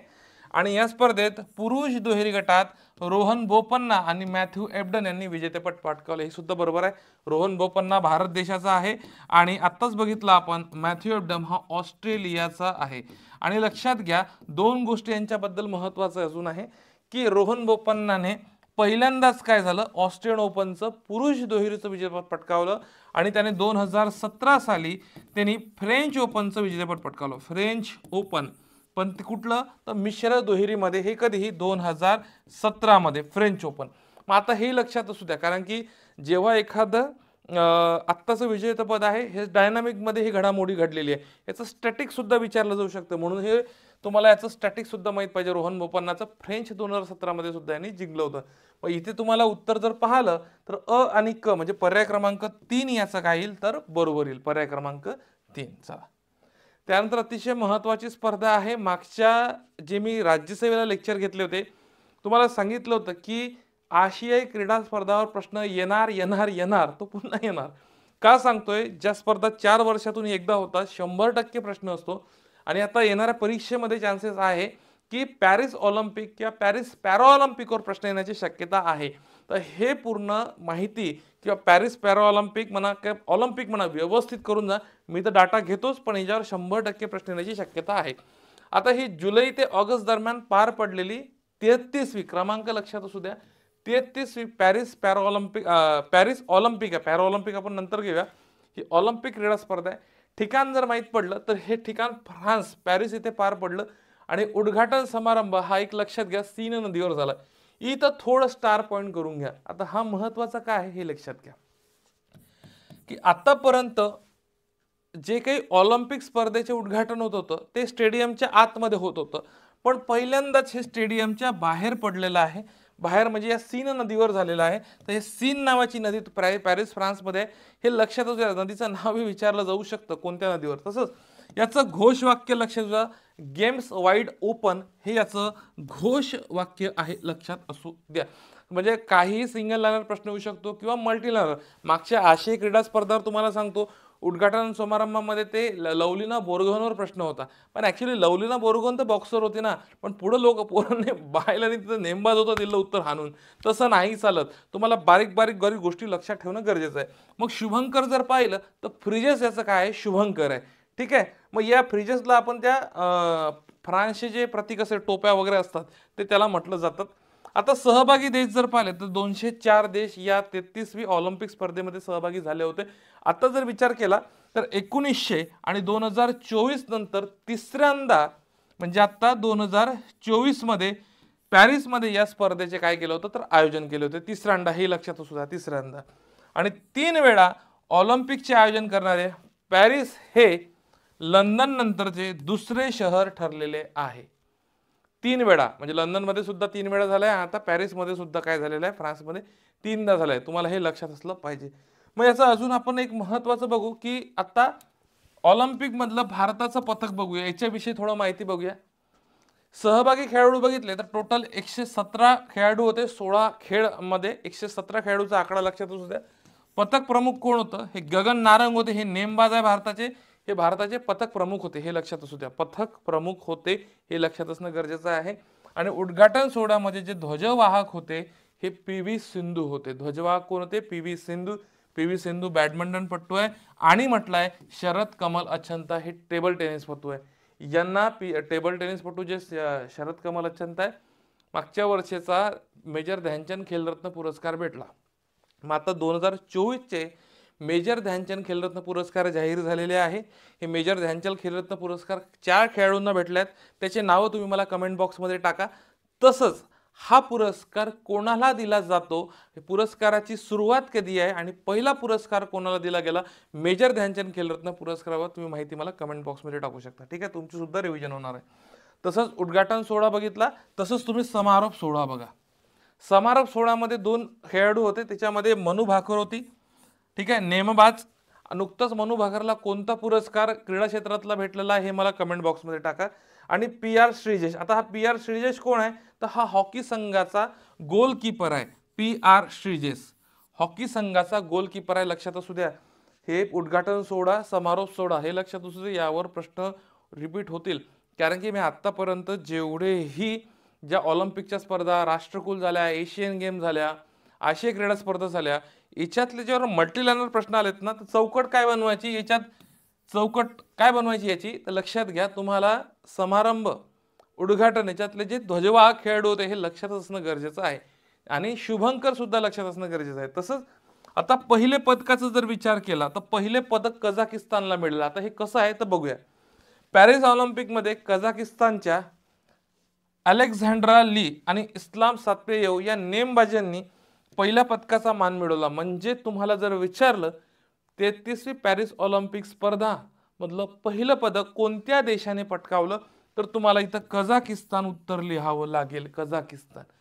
पण तुम्हाला पहिलं सुवर्ण पदक विचारलं तर पहिलं सुवर्ण पदक चीनने पटकावलं असं विचारतील. पण कोणत्यामध्ये? ते सुद्धा नेमबाजीमध्ये. म्हणजे 33व्या जी काही ऑलिम्पिक स्पर्धा आहे, या ऑलिम्पिक स्पर्धेमधलं पहिलं पदक नेमबाजीत झालं, पण ते कझाकिस्तानला आलं. पहिलं सुवर्ण विचारलं, चीनला आलं, ते सुद्धा नेमबाजीमध्ये आलं. पहिलं पदक पटकावणे, पहिलं सुवर्ण पदक पटकावण्याच्यात फरक आहे. शब्दांमध्ये आयोग काय करतो, फिरवतो तुम्हाला. ठीक आहे. मग आता पॅरिस ऑलिम्पिकमध्ये ना हा थोडासा कॉलम थोडा IMP करा. बरेचदा ना ज्या काही महत्वाच्या 4 वर्षातून एकदा स्पर्धा होतात ना, जोड्या लावावर प्रश्न विचारले जातात. जोड्या लावा. आता या जोड्या लावावर प्रश्न माहिती आहे का काय येते? इकडे काय देशील? पॅरिस ऑलिम्पिक क्रीडा स्पर्धा आणि ते देतील पदक तालिका. कंसामध्ये पदक तालिका, हा कंसामध्ये देते. इकडे अमेरिका, चीन, जपान, एखादा भारत देईल किंवा ऑस्ट्रेलिया देऊन टाकेल. आणि इकडे काय देतील? एकूण सुवर्ण पदक किती जिंकलेले आहेत किंवा एकूण पदक किती जिंकलेले आहे, अशा जोड्या लावावर तुम्हाला प्रश्न विचारलेले दिसतात. मग याच्यात नेमकं काय करायचं एवढं तर लक्षात राहत नाही. अमेरिकेने 40 सुवर्ण जिंकले एवढं लक्षात घ्या आणि चीनने सुद्धा 40 जिंकले एवढं लक्षात घ्या. आपण झिरोच आहे इकडे भारत याच्यामध्ये. आत्ता फक्त लक्षात घ्या, सुवर्ण नंतर आपल्याला 126 सर्वाधिक अमेरिकेचे आहे आणि 91 चीनचे आहे. हे दोनच महत्वाचे थोडं लक्षात ठेवण्याचा प्रयत्न करा. आणि भारताचा विचार केला तर 6 पदक आहे, 5 कांस्य आहे आणि 1 रौप्य आहे. ठीक आहे. इथे का म्हणतोय तुम्हाला, कारण की समजा जर जोड्या लावायला प्रश्न आला तर हे तुमचं चुकता कामा नये. आणि हे इथं जरी सोपं वाटलं तिथं चुकतं, कारण की हे आकडे नाही लक्षात राहतात. 40 सुवर्णाचे आकडे अमेरिका, चीन. अमेरिका एकच नंबरला आहे, पण एकूण मध्ये विचारलं तर 126 आणि 126 आणि 91 पदक आहे चीनचे. भारताचा विचार केला तसं आहे 5 कांस्य आणि 1 रौप्य. हे लक्षात असू द्या. ठीक आहे. हे प्रेडिक्शन सांगतोय बरं, हे प्रेडिक्शन सांगतोय, भविष्यात कोणत्याही परीक्षेला येऊ शकतं. ठीक आहे. चला, मग भारताचे पदक विजेते जर पाहिलं तर भारताचे पदक विजेते कोण कोण आहे, कोणता प्रकार आहे आणि कोणतं पदक मिळवलेलं आहे हे तुम्हाला माहित असणं गरजेचं आहे. ठीक आहे. मग आता लक्षात घ्या, नीरज चोपडा भालाफेक मध्ये कोणतं पदक पटकावलं रे? 2 मिनिटं, 2 मिनिटं फक्त.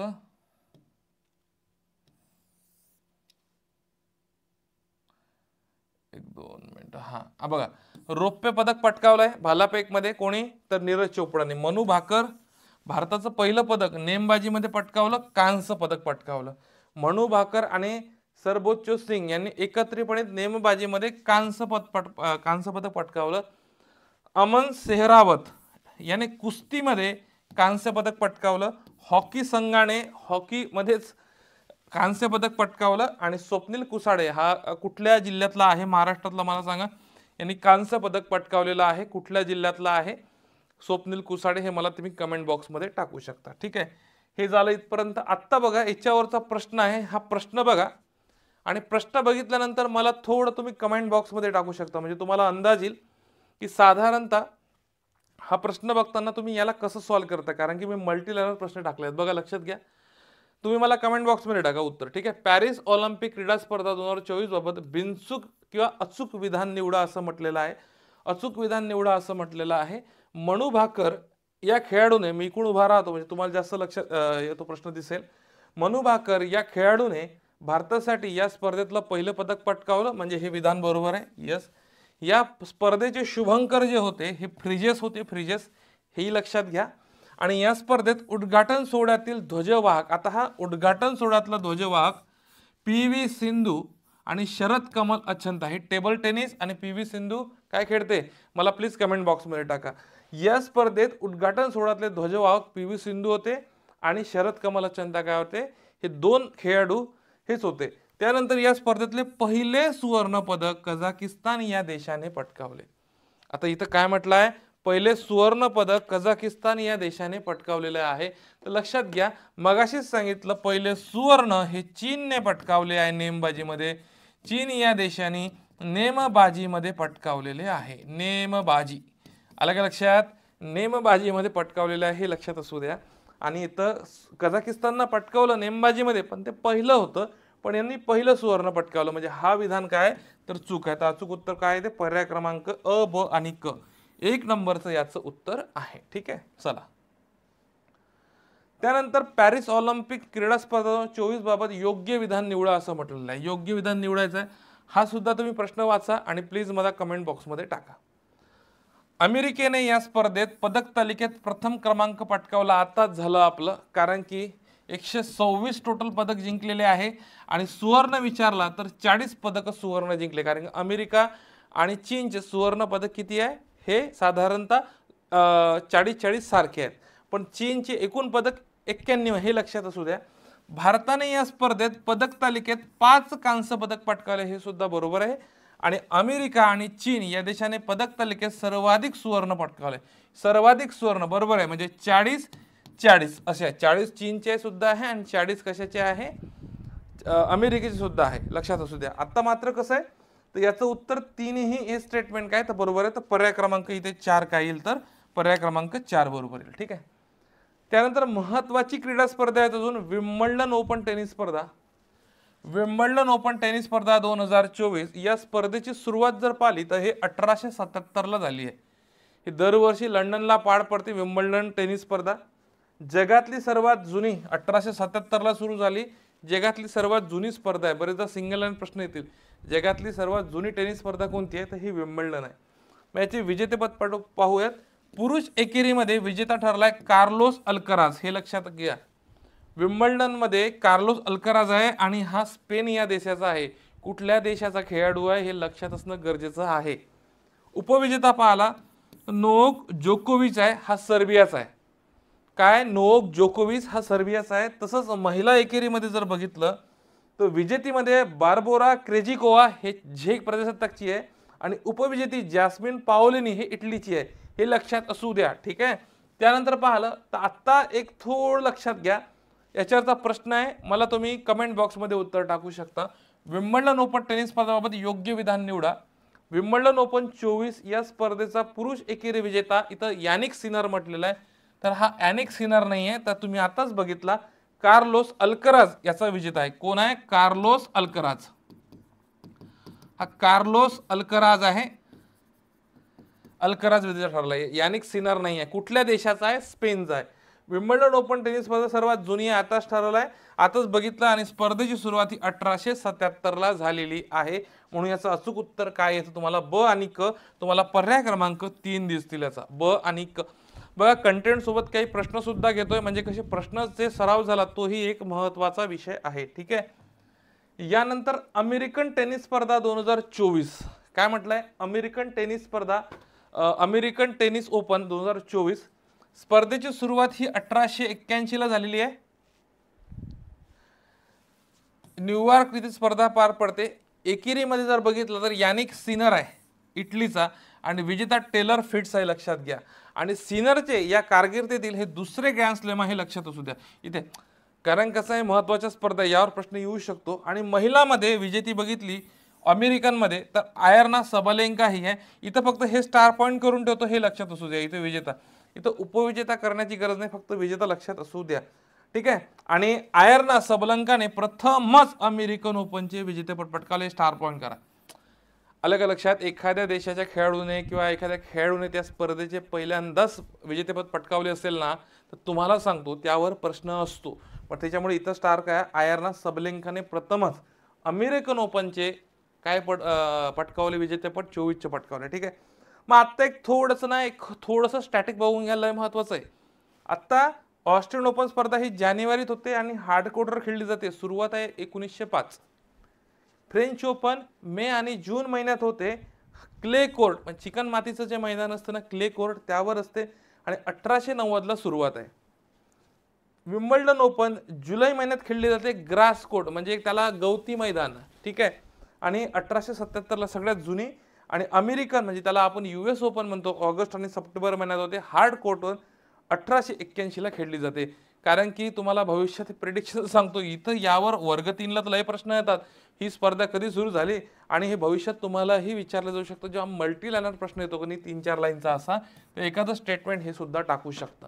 ठीक आहे. कारण आयोगाचं कुठेही डोकं चालू शकतं, तर हे आपले प्रिडिक्शन आहे, लक्षात असू द्या. ठीक आहे. त्यानंतर आता लक्षात घ्या, आपल्याला खालीलपैकी अचूक जोड्या निवडा. अमेरिकन ओपन टेनिस स्पर्धा 2024, पुरुष एकेरी विजेता, उपविजेता, विजेती, उपविजेता. आता हा मी प्रेडिक्शनवरच प्रश्न टाकला. आता का सांगतो, बरेचदा समजा एखाद्या टेनिस स्पर्धेवर प्रश्न आला तर असाही एक पुरुष एकेरी विजेता, उपविजेता, विजेती, उपविजेती असे प्रश्न आलेले आहे यापूर्वी. तर मी असाच फ्रेम केलेला आहे. तर तुम्हाला सांगतो, Carlos Alcaraz, Taylor Fritz, Aryna Sabalenka, Jessica Pegula. आता याच्यामध्ये मी तुम्हाला सांगितलं होतं बघा, लक्षात घ्या, यानिक सिनर होता. ठीक आहे. आता तुम्हाला मी काय बोललो होतं की फक्त तुम्हाला विजेता करणं गरजेचं आहे. म्हणजे तुम्ही विजेता जरी व्यवस्थित केला असता, उपविजेता नसते केले तरी हा प्रश्न सुटला असता. तर इथं विजेता हा यानिक सिनर आहे, हा नाही आहे, अ नंबर नाही आहे. म्हणजे तुम्हाला ब कड उत्तर निघते. आणि तुम्हाला उपविजेती फक्त विजेती जरी माहिती असतीस ती हे, तरी तुम्ही उत्तर काढता आलं असतं. म्हणजे सांगण्याचं तात्पर्य हे आहे की काही गोष्टी पाठच करायच्या, काही गोष्टी सोडून द्यायच्या. म्हणजे तुम्हाला माहिती आहे की ऑप्शनमध्ये आलं तर मी कट करू शकतो. आता इथं विजेता, उपविजेते, विजेता, उपविजेते असं विचारलेलं आहे. तुम्हाला विजेते जरी माहीत असलं तर तुम्ही ऑप्शन कट करून उत्तर काढलं असतं. ठीक आहे. चला पुढे चला. त्यानंतर आता ही पॅरिस पॅरा ऑलिम्पिक स्पर्धा आहे. ठीक आहे. तुम्ही ऑलिम्पिक स्पर्धा बघितली मगाशी, तुम्हाला सांगितलं डिटेल व्यवस्थित छान करून घ्या. याची PDF ना मी स्टेप अप अकॅडमीच्या टेलिग्राम चॅनलला टाकली आहे. एक 400 पानांची PDF आहे. तर तुम्ही मला मेसेज करा किंवा आपलं टेलिग्राम चॅनल स्टेप अप अकॅडमीचं ते जॉईन करा. 400 पानांचं डिटेल वर्षभरातले जे काही महत्त्वाचे पॉईंट त्याची PDF टाकली आहे. परीक्षेला जाताना व्यवस्थित वाचून घ्या. आणि आपला जो 5 तासाचा व्हिडिओ आहे ना, हा 5 तासाचा व्हिडिओ साधारणतः तुम्हाला सांगतो 20 ते 21 तारखेला सकाळी येणार आहेत. 5 तास विषय खाल्लास, 5 तासामध्ये जवळपास 400+ टॉपिक आपण याच्यामध्ये तुमचे कव्हर करू. हे आत्ता जे आपले व्हिडिओ सिरीज चालू आहेत ना, हे म्हणजे काय, टॉपिक वाईज, म्हणजे राजकीय घडामोडी, भूगोल पर्यावरण घडामोडी, अहवाल, निर्देशांक, क्रीडा घडामोडी झालं, पुरस्कार झालं, हे काय आहे. आणि उद्या तुम्हाला वन लाइनरचा महत्त्वाचा जे वन लाइनर घडामोडी असतात याच्यावर तुम्हाला व्हिडिओ येणार आहेत. तर हे मित्रांनो सगळं कंपाईल करून एक 5 तासांचा मी व्हिडिओ बनवणार. तो 21 तारखेला तुम्हाला भेटून जाईल, काही काळजी करू नका. मग आता पॅरिस ऑलिम्पिक 2024 बाबत जर बघितलं तर याचं ठिकाण पॅरिस फ्रान्समध्ये झालं. 28 ऑगस्ट ते 8 सप्टेंबर दरम्यान स्पर्धा पार पडली. घोषवाक्य सेम, गेम्स वाईट्स ओपन, शुभंकर, फ्रिजेस. आणि सहभागी देश 170 होते. लक्षात घ्या, सहभागी देश किती होते तर 170 सहभागी देश होते. तसंच भारतीय पथक प्रमुख एकूण 84 खेळाडूचं होतं. पथक प्रमुख कोणते, सत्यप्रकाश सागवान. हे इथं थोडं IMP करा. आणि हे पॅरिस पॅरा ऑलिम्पिक आहे. ऑलिम्पिकमध्ये गगन नारंग होते, हे लक्षात घ्या पथक प्रमुख. ठीक आहे. मग उद्घाटन समारंभामध्ये ध्वजवाहक भारतातर्फे कोण होतं तर सुमित अंतिल हा भालाफेकपट्टू आहे. आणि भाग्यश्री जाधव ही शॉर्टपुट ॲथलेटची खेळाडू आहे, हे लक्षात असू द्या. ठीक आहे. आणि समारोप समारंभातील ध्वजवाहक जर पाहिले तर हरविंदर सिंग हा तिरंदाज आहे आणि प्रीतिपाल ही धावपट्टू आहे, लक्षात असू द्या. हे स्टारच पॉईंट करून घ्या, कारण की यावर प्रश्न येण्याची शक्यता जास्त आहे. आणि मागच्या वर्षातला क्रीडा घडामोडीमधला हॉट टॉपिक आहे पॅरिस ऑलिम्पिक आणि पॅरिस पॅरा ऑलिम्पिक. 100% प्रश्न येण्याची शक्यता आहे. ठीक आहे, चला मग पदक तालिका बघा. मगाशी मी तुम्हाला ते टोपी सांगितली होती, या त्या टोप्या आहेत. ठीक आहे, या लक्षात असू द्यायचं. चित्र तुम्हाला दिसत असेल तर या टोप्या तुम्हाला लक्षात असणं गरजेचं आहे. ठीक आहे, मग आता पदक तालिकेमध्ये चीन 1 नंबरला आहे, 84 सुवर्ण पदक पटकावले, 84. आणि टोटल जर विचार केला तर 220 सुवर्ण पदक पटकावले आहे. ग्रेट ब्रिटन 2 नंबरला आहे, 49 सुवर्णसह टोटल 124 संख्या आहे. आणि भारत 7 सुवर्णसह टोटल 29 पदकं काय जिंकलेले आहे या पॅरिस पॅरा ऑलिम्पिक मध्ये मिळवलेले आहेत. मग आता लक्षात घ्या पुढं, आता या स्पर्धेमध्ये भारतीय खेळाडूंची काही कामगिरी लक्षात असू द्या. यावर सिंगल लाईनवर सुद्धा काय आता प्रश्न येऊ शकतो, भारतीय खेळाडूंची कामगिरी. ठीक आहे, आता अवनी लेखारा एक स्टार पॉइंट करून ठेवा. अवनी लेखारा, आता अवनी लेखाराने पॅरिस पॅरा ऑलिम्पिक मध्ये भारताचे पहिले सुवर्ण पदक पटकावले. ही जी पॅरा ऑलिम्पिक होती याच्यामध्ये पहिलं, हा स्टार पॉइंट करून ठेवा म्हणजे तुम्हाला सिंगल लाईन प्रश्न येतील. पॅरिस पॅरा ऑलिम्पिक मध्ये भारतातर्फे पहिले सुवर्ण पदक खालीलपैकी कोणत्या खेळाडूने पटकावले. मग तुम्हाला पर्याय हा राहील अवनी लेखारा, हरविंदर सिंग, कपिल परमार, प्रीतिपाल अशा स्वरूपाचे तुम्हाला काय राहील तर ते तुम्हाला ऑप्शन देतील. ठीक आहे, त्यानंतर बघा सलग 2 पॅराऑलिम्पिक मध्ये सुवर्ण पदक पटकावणारी पहिलीच भारतीय ठरलेली आहे. कोण तर अवनी लेखारा, हे तुम्हाला माहित असणं गरजेचं आहे. त्यानंतर हरविंदर सिंग, आता हरविंदर सिंग हे तिरंदाजी संबंधित आहे आणि तिरंदाजीमधील रिकर्व प्रकारात सुवर्ण पदक जिंकले. याने सुद्धा सुवर्ण पदक जिंकले हरविंदर सिंगनं, पण पहिलं कोणी जिंकलंय अवनी लेखारानं. पॅराऑलिम्पिक मध्ये सुवर्ण पदक मिळवणारा तो भारताचा पहिला तिरंदाज ठरलेला आहे. ते प्रश्न विचारतील पॅरिस पॅरा ऑलिम्पिक मध्ये सुवर्ण पदक पटकावणारा भारताचा पहिला तिरंदाज कोण तर हरविंदर सिंग, तुम्हाला माहित असणं गरजेचं आहे. कपिल परमार, आता कपिल परमार बद्दल जर बघितलं तर कपिल परमारने पॅराऑलिम्पिक जुडो स्पर्धेत कांस्य पदक पटकावले. कोणचं जुडो मध्ये Kapil Parmar, Paris para Olympic मध्ये कपिल परमारने कांस्य पदक पटकावले आहे आणि पॅरा ऑलिम्पिक मध्ये जुडो स्पर्धेत भारताचे हे पहिलेच पदक आहे. स्टार पॉइंट करून ठेवा. म्हणून मी बरेच याच्यात विजेते आहे पण महत्त्वाचेच घेतले जेणेकरून त्यावर आयोग प्रश्न टाकू शकतो. प्रीतिपाल, आता प्रीतिपालचं जर बघितलं तर प्रीतिपालने पॅरिस पॅरा ऑलिम्पिक मध्ये पॅरा ॲथलेटिक्स मध्ये महिलांच्या T35 गटातील 100 मीटर शर्यतीमध्ये कांस्य पदक पटकावले आणि या पदक जिंकणारी ही पहिली भारतीय महिला ठरली आहे. मित्रांनो काळजी करू नका, काय होतं बरेचदा आपला कॅमेरा बंद पडतो. तुम्हाला माहित आहे ना, मागचे लेक्चर तुम्ही पाहतच आहे, आपला कॅमेरा 25 ते 30 मिनिटं झालं तर बंद पडतो. काही काळजी करू नका, मी पुन्हा आलोय. ठीक आहे, काही काळजी करू नका, मी आहे. ठीक आहे, चला पुन्हा या, रिटर्न या, वापस या. चला या या या या महाप्रसादाला या पटकन, महाप्रसादच आहे शेवटी आपला हा. ठीक आहे, चला मग आत्ता बघा लक्षात घ्या, हे एक महत्त्वाचं पॅरिस पॅरा ऑलिम्पिक बद्दलचं महत्त्वाचं स्टेटमेंट होतं, हे व्यवस्थित लक्षात घ्या. आणि जे काही विजेते होते कोणत्या खेळाशी संबंधित आहे, कोणतं पदक पटकावलं याच्यावर जोड्या लावावर सुद्धा प्रश्न येऊ शकतो, कारण की हॉट टॉपिक आहे. एकदम पुराच्या पुरा व्यवस्थित करून जा. ठीक आहे, चला मग आता लक्षात घ्या, इथे काय म्हणताय, पॅरिस पॅरा ऑलिम्पिक स्पर्धा 2024 बाबत खालीलपैकी कोणती विधाने अचूक आहे असं म्हटलेलं आहे. तर तुम्ही मला याचं काय करू शकता, साधारणतः याचं कमेंट बॉक्समध्ये उत्तर सुद्धा टाकू शकता. ठीक आहे, अमेरिका या स्पर्धेमध्ये पदक तालिकेत प्रथम क्रमांकावर होता असं म्हटलं आहे. भारताने या स्पर्धेत 29 पदके जी पटकावली असं म्हटलेलं आहे. आणि भारतातर्फे उद्घाटन समारंभातील ध्वजवाहक सुमित अंतिल आणि भाग्यश्री जाधव होते असं म्हटलेलं आहे. ठीक आहे, मग आता लक्षात घ्या, तुम्हाला मी आताच सांगितलं इकडचं बघताना की उद्घाटन आणि समारोप पाठच पाहिजे. ठीक आहे, हे जर नसले तर आता तो प्रश्न सॉल्व्ह करता आला नसता आपल्याला.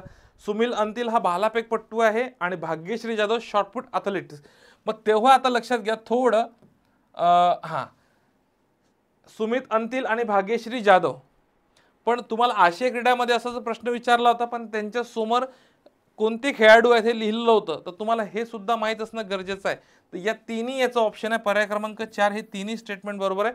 पण यांचे कोणते खेळ आहे हे लक्षात असणं तुम्हाला गरजेचं आहे. ठीक आहे, आयोग गुगली टाकणार, 100% टाकणार आयोग गुगली, त्याच्यामुळे लक्षात असणं गरजेचं आहे.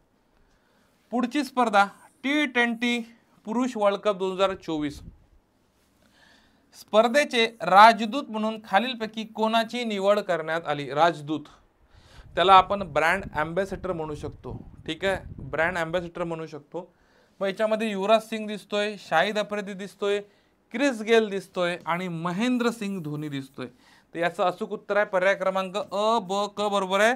पर्याय क्रमांक 1 बरोबर आहे. महेंद्रसिंग धोनी या स्पर्धेचा अँबॅसेडर नव्हता, त्याचे 4 होते, तर बाकीचे मी तुम्हाला पुढे सांगतो. ठीक आहे, तर T20 पुरुष वर्ल्ड कप बघत असाल, क्रिकेटचे सगळे दिवाने आहे आपल्या भारतामध्ये. 2024 ची स्पर्धा वेस्ट इंडिज आणि अमेरिकामध्ये संयुक्तपणे पार पडली आणि विजेता ठरलाय भारत, विजेता ठरलाय. आणि भारत विजेता ठरलाय म्हणून प्रश्न येऊ शकतो, कारण की पहिल्यांदा 2007 मध्ये स्पर्धा जिंकली होती भारताने आणि आता 2024 मध्ये T20 वर्ल्ड कप जिंकलेला आहे. T20 वर्ल्ड कप 2007 आणि 2014 पहिलाच वर्ल्ड कप होता. 2007 ला तो जिंकला होता आणि 2024 चा जिंकलाय.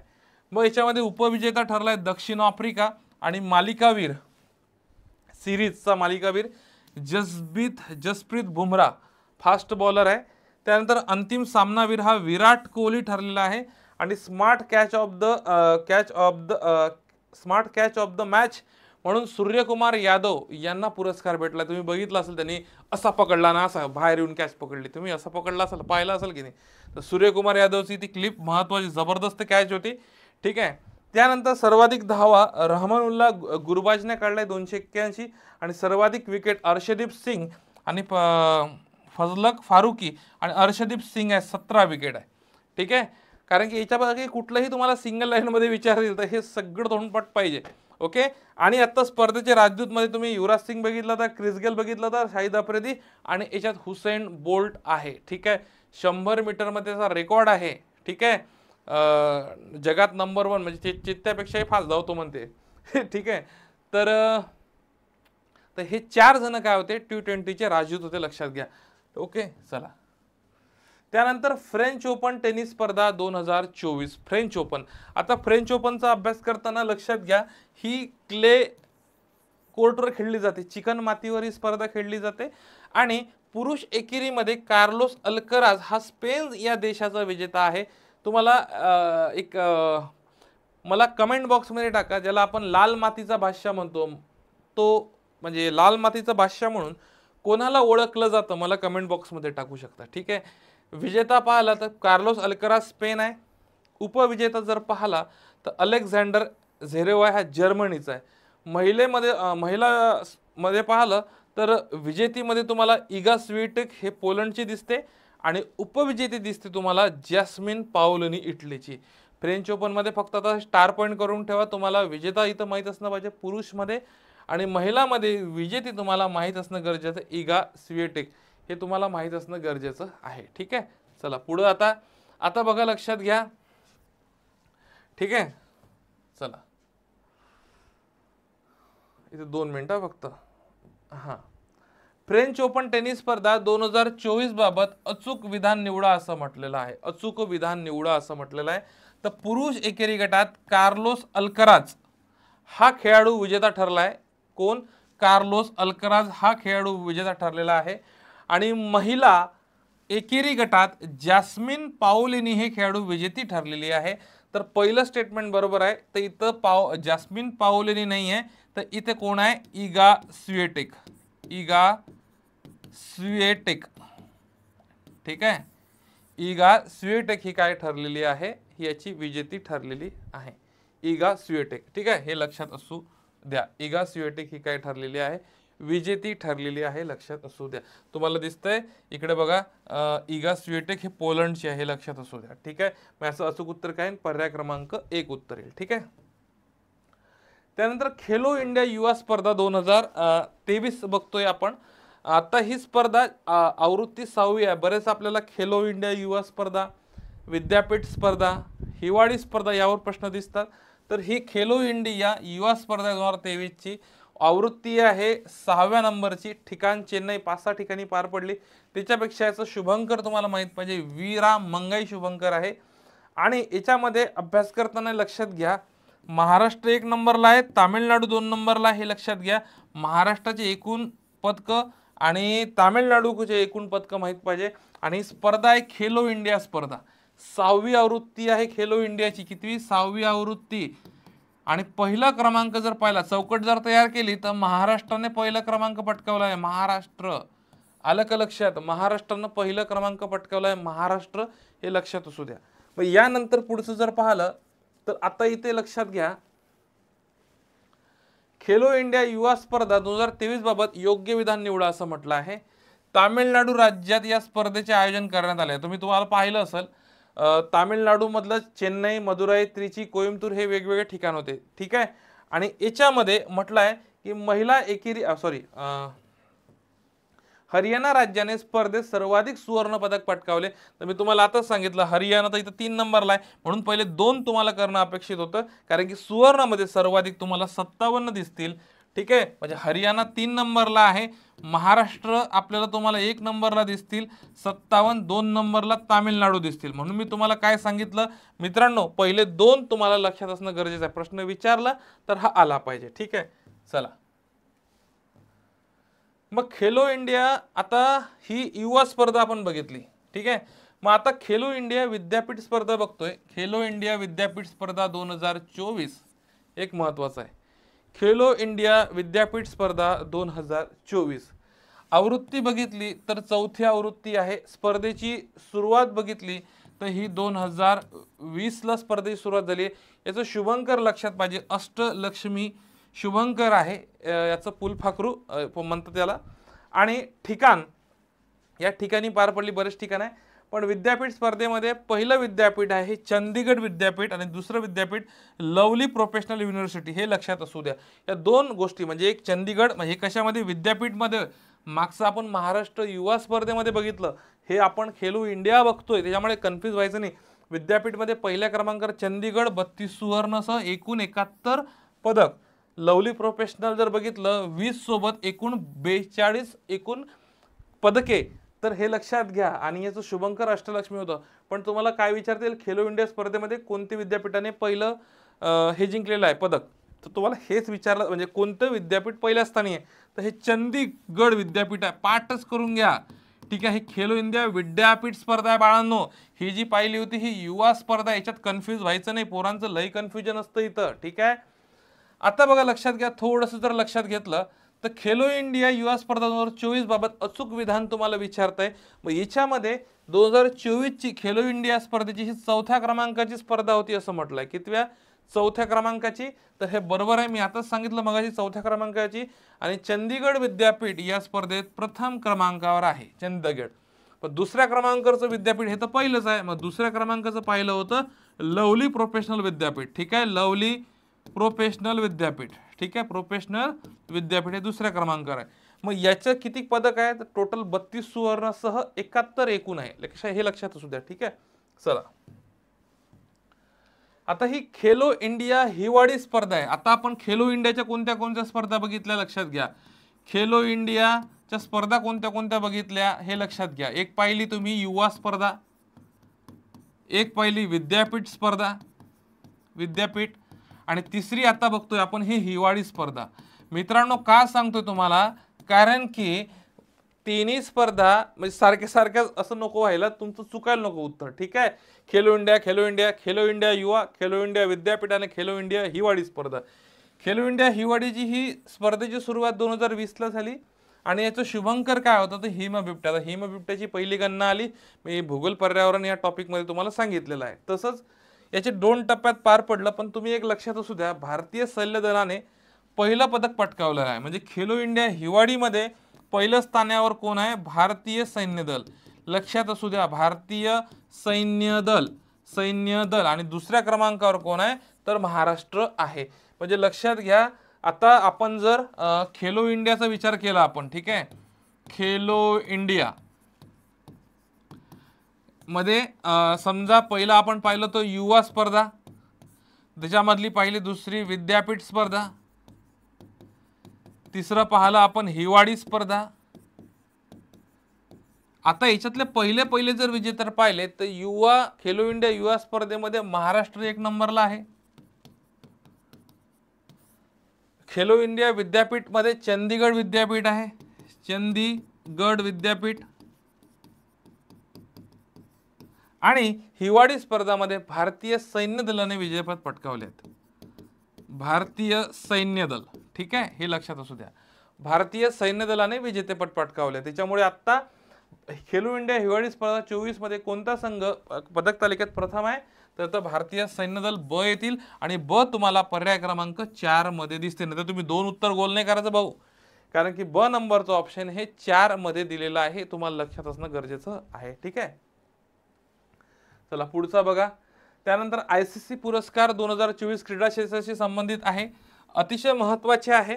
याच्यामध्ये तुम्हाला विराट कोहलीला पुरस्कार भेटलेला आहे. तसंच पुरुष क्रिकेटपट्टूमध्ये पॅट्स कमिन्स हा ऑस्ट्रेलियाचा खेळाडू तुम्हाला दिसतोय, ठीक आहे. 2024 चे ICC अवॉर्ड आहे. महिला क्रिकेटपट्टूमध्ये तुम्हाला नॅट सीवर ग्रँट ही इंग्लंडची खेळाडू आहे. पुरुष कसोटीपट्टूमध्ये तुम्हाला उस्मान खाजवा ऑस्ट्रेलियाचा खेळाडू आहे. पुरुष कसोटीपट्टी पहिला. पुरुष एक दिवसीय क्रिकेटपट्टूमध्ये तुम्हाला विराट कोहली दिसतील, हा भारताचा खेळाडू आहे. आणि महिला एक दिवसीय क्रिकेटपट्टूमध्ये तुम्हाला चामारी अटापडू दिसतील, हे श्रीलंका या देशाची आहे, ठीक आहे. पुरुष T20 मध्ये जो सूर्यकुमार यादव काहीच विषय नाही, हा भारताचा 360 खेळाडू म्हणून ओळखला जातो. मागच्या वर्षी सुद्धा हा T20 मध्ये नंबर 1 लाच होता, म्हणजे त्याच यादीत होता. आणि महिला T20 मध्ये हेली मॅथ्यूज महत्त्वाचा आहे. आणि युवा पुरुष खेळाडूमध्ये रचिन रवींद्र हे काही महत्त्वाचे ICCचे पुरस्कार आहे. सिंगल लाईन विचारू शकते, याच्यात काही मल्टी लाईनर किंवा तुम्हाला जोडा लावामध्ये येत नाही प्रश्न. सिंगल लाईन आला तर तुम्हाला याचं उत्तर आलं पाहिजे, ठीक आहे. त्यानंतर महत्त्वाचं बघतोय थॉमस कप आणि उबेर कप. आता हे दोन्ही कप बॅडमिंटन स्पर्धेच्या संबंधित आहे, बॅडमिंटन स्पर्धा. पण थॉमस कप हा पुरुषांची बॅडमिंटन स्पर्धा आहे, उबेर कप हा महिलांची बॅडमिंटन स्पर्धा आहे. म्हणजे थॉमस कप हे पुरुषांची बॅडमिंटन स्पर्धा आहे आणि उबेर कप ही महिलांची बॅडमिंटन स्पर्धा आहे, हे तुम्हाला माहित पाहिजे, ठीक आहे. मग आता लक्षात घ्या, आवृत्ती 33, थॉमस कपची आवृत्ती 33 आहे. ठिकाण चेंगडू चीनमध्ये ही स्पर्धा पार पडली आणि थॉमस कपचा विजेता संघ चीन ठरला आणि उपविजेता संघ इंडोनेशिया ठरला. थॉमस कप पुरुषांची बॅडमिंटन स्पर्धा आहे. एकदा याच्यावर प्रश्न आला होता, पोरांना आला सुद्धा. पोरं काय करतात, छोटे मोठे क्रीडा स्पर्धामधले जे वाटतात ना ते करतच नाही. महत्त्वाचे क्रिकेट संदर्भातले करतात, टेनिस संदर्भातले करतात, एवढेच क्रीडा घडामोडी करतात. तर हे सुद्धा क्रीडा घडामोडीमध्ये महत्त्वाचं आहे. मग थॉमस कप पुरुषांची बॅडमिंटन स्पर्धा ओळखली जाते, आताच बोललो.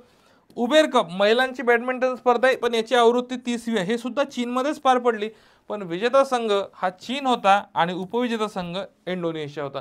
म्हणजे 2024चा थॉमस कप म्हणा की उबेर कप म्हणा, चीन विजेता आहे आणि उपविजेता कोण ठरला आहे तर इंडोनेशिया. हे महत्त्वाचं आहे, लक्षात असू द्या बरं. कार महत्त्वाची स्पर्धा आहे, भविष्यात बाकी कुठल्याही याला परीक्षेमध्ये तुम्हाला हे येऊ शकते, ठीक आहे. खालील माहितीचा विचार करून बिनचूक पर्याय निवडा म्हणते. आता थॉमस कप 2024चा विजेता संघ चीन ठरला आहे, मी आता सांगितलं चीन दोन्ही याचा होता. आणि उबेर कप 2024चा विजेता संघ कोण ठरला आहे तर इंडोनेशिया ठरला आहे, इंडोनेशिया. तर हे चुकीचं आहे, कारण की दोन्ही ठिकाणी चीन संघ ठरला आहे आणि दोन्ही ठिकाणी दोन्ही स्पर्धेमध्ये उपविजेता हा कोणता आहे तर इंडोनेशिया, लक्षात असू द्या.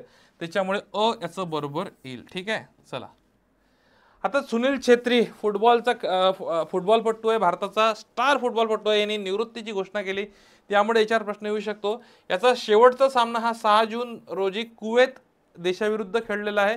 कुवेतची जी फुटबॉल टीम आहे याविरुद्ध खेळलेला आहे, त्याच्यामुळे विचारला जाऊ शकतो की नुकतेच सुनील छेत्रींनी घोषणा केली निवृत्तीची, त्यांनी शेवटचा सामना कोणत्या देशाविरुद्ध खेळलेला आहे तर कुवेत, तुम्हाला लक्षात असणं गरजेचं आहे. खेलरत्न पुरस्कार मिळवणारा तो पहिला फुटबॉलपट्टू आहे, खेलरत्न पुरस्कार मिळवणारा तो पहिला फुटबॉलपट्टू आहे, ठीक आहे. 150 पेक्षा जास्त आंतरराष्ट्रीय खेळणारा तो पहिला भारतीय खेळाडू आहे आणि त्याने काही इतर पुरस्कार मिळवले आहेत. त्याच्यामुळे अर्जुन पुरस्कार आहे, पद्मश्री आणि खेलरत्न हा तर क्रीडा क्षेत्रातला सर्वोच्च पुरस्कार आहे भारतातला, हे लक्षात पाहिजे. म्हणजे एखाद्या खेळाडूने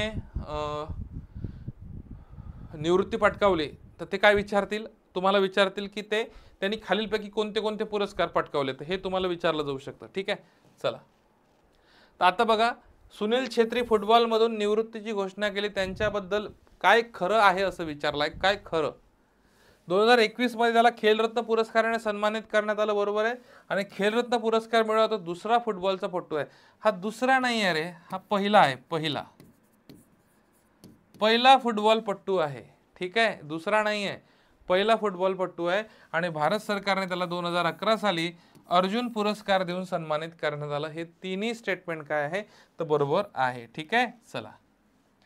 त्यानंतर प्ले ट्रू नावाची मोहीम लक्षात घ्या. प्ले ट्रू नावाची मोहीम कोणत्या संस्थेने सुरू केली तर याचा अचूक उत्तर आहे नॅशनल अँटी डोपिंग एजन्सी, नाडा. जसं तुम्हाला आंतरराष्ट्रीय स्तरावर वाडा काम करते, ठीक आहे, वर्ल्ड अँटी डोपिंग एजन्सी, तसं भारताला नाडा नावाची संस्था काम करते. जे काही लोक डोपिंग एजन्सी विरोधात, बरेच काही खेळाडू त्यांचा स्टॅमिना किंवा चांगलं प्रदर्शन करण्यात यावं यासाठी बरेचदा काही इंजेक्शन काहीतरी घेतात, तर त्याच्यावर ही कारवाई करते. ठीक आहे, चला. तर उत्तर क येते. क कुठं आहे, पर्याय क्रमांक 4 मध्ये, बरोबर आहे. ठीक आहे, चला. कोपा अमेरिकन, त्यानंतर जर बघितलं कोपा अमेरिकन, लक्षात घ्या, कोपा अमेरिकन फुटबॉल स्पर्धा 2024 चा खालीलपैकी विजेता संघ कोण आहे. आता कोपा विजेता तुम्हाला दिसते, कोपा विजेता ही स्पर्धा दर 4 वर्षातून ही स्पर्धा होते, एक महत्वाचं आहे. आणि 2024 चा विजेता संघ ठरलाय अर्जेंटिना ठरलाय. तुम्हाला पर्याय क्रमांक 1 मध्ये हा 2 उत्तर आहे, 2 मध्ये अ दिलाय आणि अ मध्ये अर्जेंटिना दिलेला आहे. लक्षात असू द्या. कोपा अमेरिका बघा, मी तुम्हाला इकडे सांगतो, 48व्या क्रमांकाची स्पर्धा आहे. विजेता संघ अर्जेंटिना ठरलाय आणि उपविजेता कोलंबिया ठरलाय आणि या स्पर्धेचं ठिकाण अमेरिका आहे. मग आता स्टॅटिक जर पाहिला 2016 साली स्पर्धा होते आणि तर 4 वर्षांनी होते. म्हणून मी तुम्हाला काय सांगितलं, दर 4 वर्षांनी होणारी स्पर्धा असेल तर यावर MPSC प्रश्न विचारतो, तर हेही याच्यावर प्रश्न विचारू शकतो. विचारतील तर सिंगल लाईनर विचारतील आणि विचारतील तर डोकं काय लावतील, कोपा अमेरिकन फुटबॉल स्पर्धेचा 2024चा उपविजेता संघ कोणता. साला ते विजेता सगळेच पाठ करून येतात, उपविजेता कोणीच करत नाही. मग कोलंबिया तुम्हाला लक्षात असणं गरजेचं आहे, हे लक्षात असू द्या. ठीक आहे, चला पुढे चला. महत्वाचं, पहिला इंटरनॅशनल डे ऑफ प्ले 2024 कधी साजरा करण्यात आला. याचं डायरेक्ट उत्तर सांगतो, 11 जून. हा IMP करा. पहिला इंटरनॅशनल डे ऑफ प्ले आहे, स्पोर्ट्स डे नाही आहे. ठीक आहे, इंटरनॅशनल डे ऑफ प्ले 2024. जेव्हा पहिला एखादा दिवस साजरा करतो त्यावर दिनविशेष मध्ये प्रश्न होतो आणि स्पोर्ट्सच्या स्वरूपात आहे, लक्षात असू द्या. 11 जून, 1 नंबर म्हणजे पर्याय क्रमांक 4 येते उत्तर. ठीक आहे. International tennis hall of fame, हा एक IMP करा बाबा. International tennis hall of fame, भारतीय टेनिस मधील विजय अमृतराज हा एक व्यक्ती आहे. विजय अमृतराज खेळाडू आहे आणि लिएंडर पेस यांचे प्रतिष्ठित international tennis hall of fame मध्ये निवड करण्यात आली. हे तुम्हाला विचारलं जाऊ शकतं. तसंच international tennis hall of fame मध्ये समाविष्ट होणारे ते पहिले आशियाई पुरुष ठरले आहे, पहिले आशियाई पुरुष खेळाडू ठरलेले आहे. त्याच्यामुळे प्रश्न विचारला जाऊ शकतो. हा IMP international tennis hall of fame. त्यानंतर IPLचा लिलाव फार महत्वाचा. IPL लिलाव 2025 IPLच्या इतिहासात सर्वाधिक महागडा खेळाडू ठरलेला आहे रिषभ पंत. बघा, रिषभ पंत काय खतरनाक कमबॅक केला, ऍक्सिडेंट झाला होता त्यानंतर काय कमबॅक. ठीक आहे, तर रिषभ पंतला लखनऊ सुपर जायंट म्हणजे LSG ची ही टीम आहे, या LSGने 27 कोटी रुपयात खरेदी केलेला आहे. 27 कोटी रुपये, विचार करा, 27 कोटी रुपयात खरेदी केलाय. ठीक आहे, तुम्हाला सिंगल लाईन सुद्धा प्रश्न विचारतील. ठीक आहे. आता त्यानंतर दीपा कर्माकर यांची निवृत्ती झालेली आहे. हे खेळाडू, ही भारताची जिमनॅस्ट आहे. ठीक आहे, हिने निवृत्ती घेतली आहे. हिचे काही पुरस्कार बघूया. त्याच्यामध्ये पद्मश्री पुरस्कार आहे, मेजर ध्यानचंद आहे, अर्जुन पुरस्कार आहे. ठीक आहे. आता हिने काय मोठे मोठे कामगिरी केलेली आहे, मोठी मोठी, ते लक्षात घ्या. दीपा कर्माकरने 2014च्या राष्ट्रकुलमध्ये कांस्य पदक, 2015च्या आशियाई क्रीडामध्ये कांस्य पदक आणि 2024 मध्ये आशियाई क्रीडामध्ये सुवर्ण पदक पटकावलेलं आहे. ठीक आहे, आणि यांनी निवृत्ती घेतलेली आहे दीपा कर्माकरने. जिमनॅस्ट आहे हे, जिमनॅस्टिक मध्ये. तर हिचं लक्षात असू द्या. तुम्हाला एक तर विचारतील त्याचे पुरस्कार किंवा हिनं कुठले पदके पटकावले हे विचारलं जाऊ शकतं. जेव्हा एखादा महत्त्वाचा खेळाडू काय करतो, साधारणतः निवृत्ती घेतो, त्यावर प्रश्न विचारलेले जातात. मग नीतू डेव्हिड जर बघितलं, नीतू डेव्हिड, आता नीतू डेव्हिड कोण आहे तर ही भारतीय महिला क्रिकेट संघाची फिरकी गोलंदाज आहे आणि नीतू डेव्हिडचा ICC हॉल ऑफ फेम मध्ये समावेश करण्यात आला आणि ही भारताची दुसरी महिला खेळाडू आहे. पहिली महिला डायना एडुलजी होती, दुसरी महिला नीतू डेव्हिड आहे. ICC हॉल ऑफ फेम, त्याच्या पहिले आपण ICC tennis hall of fame बघितला, हा क्रिकेटचा हॉल ऑफ फेम आहे. ठीक आहे. त्यानंतर रणधीर सिंग हे व्यक्ती बघा, आशियाई ऑलिम्पिक परिषदेच्या अध्यक्षपदी रणधीर सिंग यांची निवड झाली आणि या पदावर निवड झालेले ते पहिले भारतीय व्यक्ती ठरले. एखादा व्यक्ती एखाद्या महत्त्वाच्या आंतरराष्ट्रीय संस्थेवर कुठेतरी पहिल्यांदाच भारतातले व्यक्ती निवडत होईल, त्यावर प्रश्न विचारला जातो. तर हाही एक स्टार पॉईंट करून ठेवा. काम्या कार्तिकेन ही महिला, 16 वर्षीय काम्या कार्तिकेन हे एव्हरेस्ट शिखर सर करणारी भारतातली सर्वात तरुण गिर्यारोहक ठरलेली आहे. लक्षात असू द्या, 16 वर्षाची आहे. इथे स्टार पॉईंट करून ठेवा. ठीक आहे. त्यानंतर राणी रामपाल यांची निवृत्ती. आता राणी रामपाल कोण आहे लक्षात घ्या, भारतीय महिला संघाची माजी कर्णधार होती आहे महिला संघाची.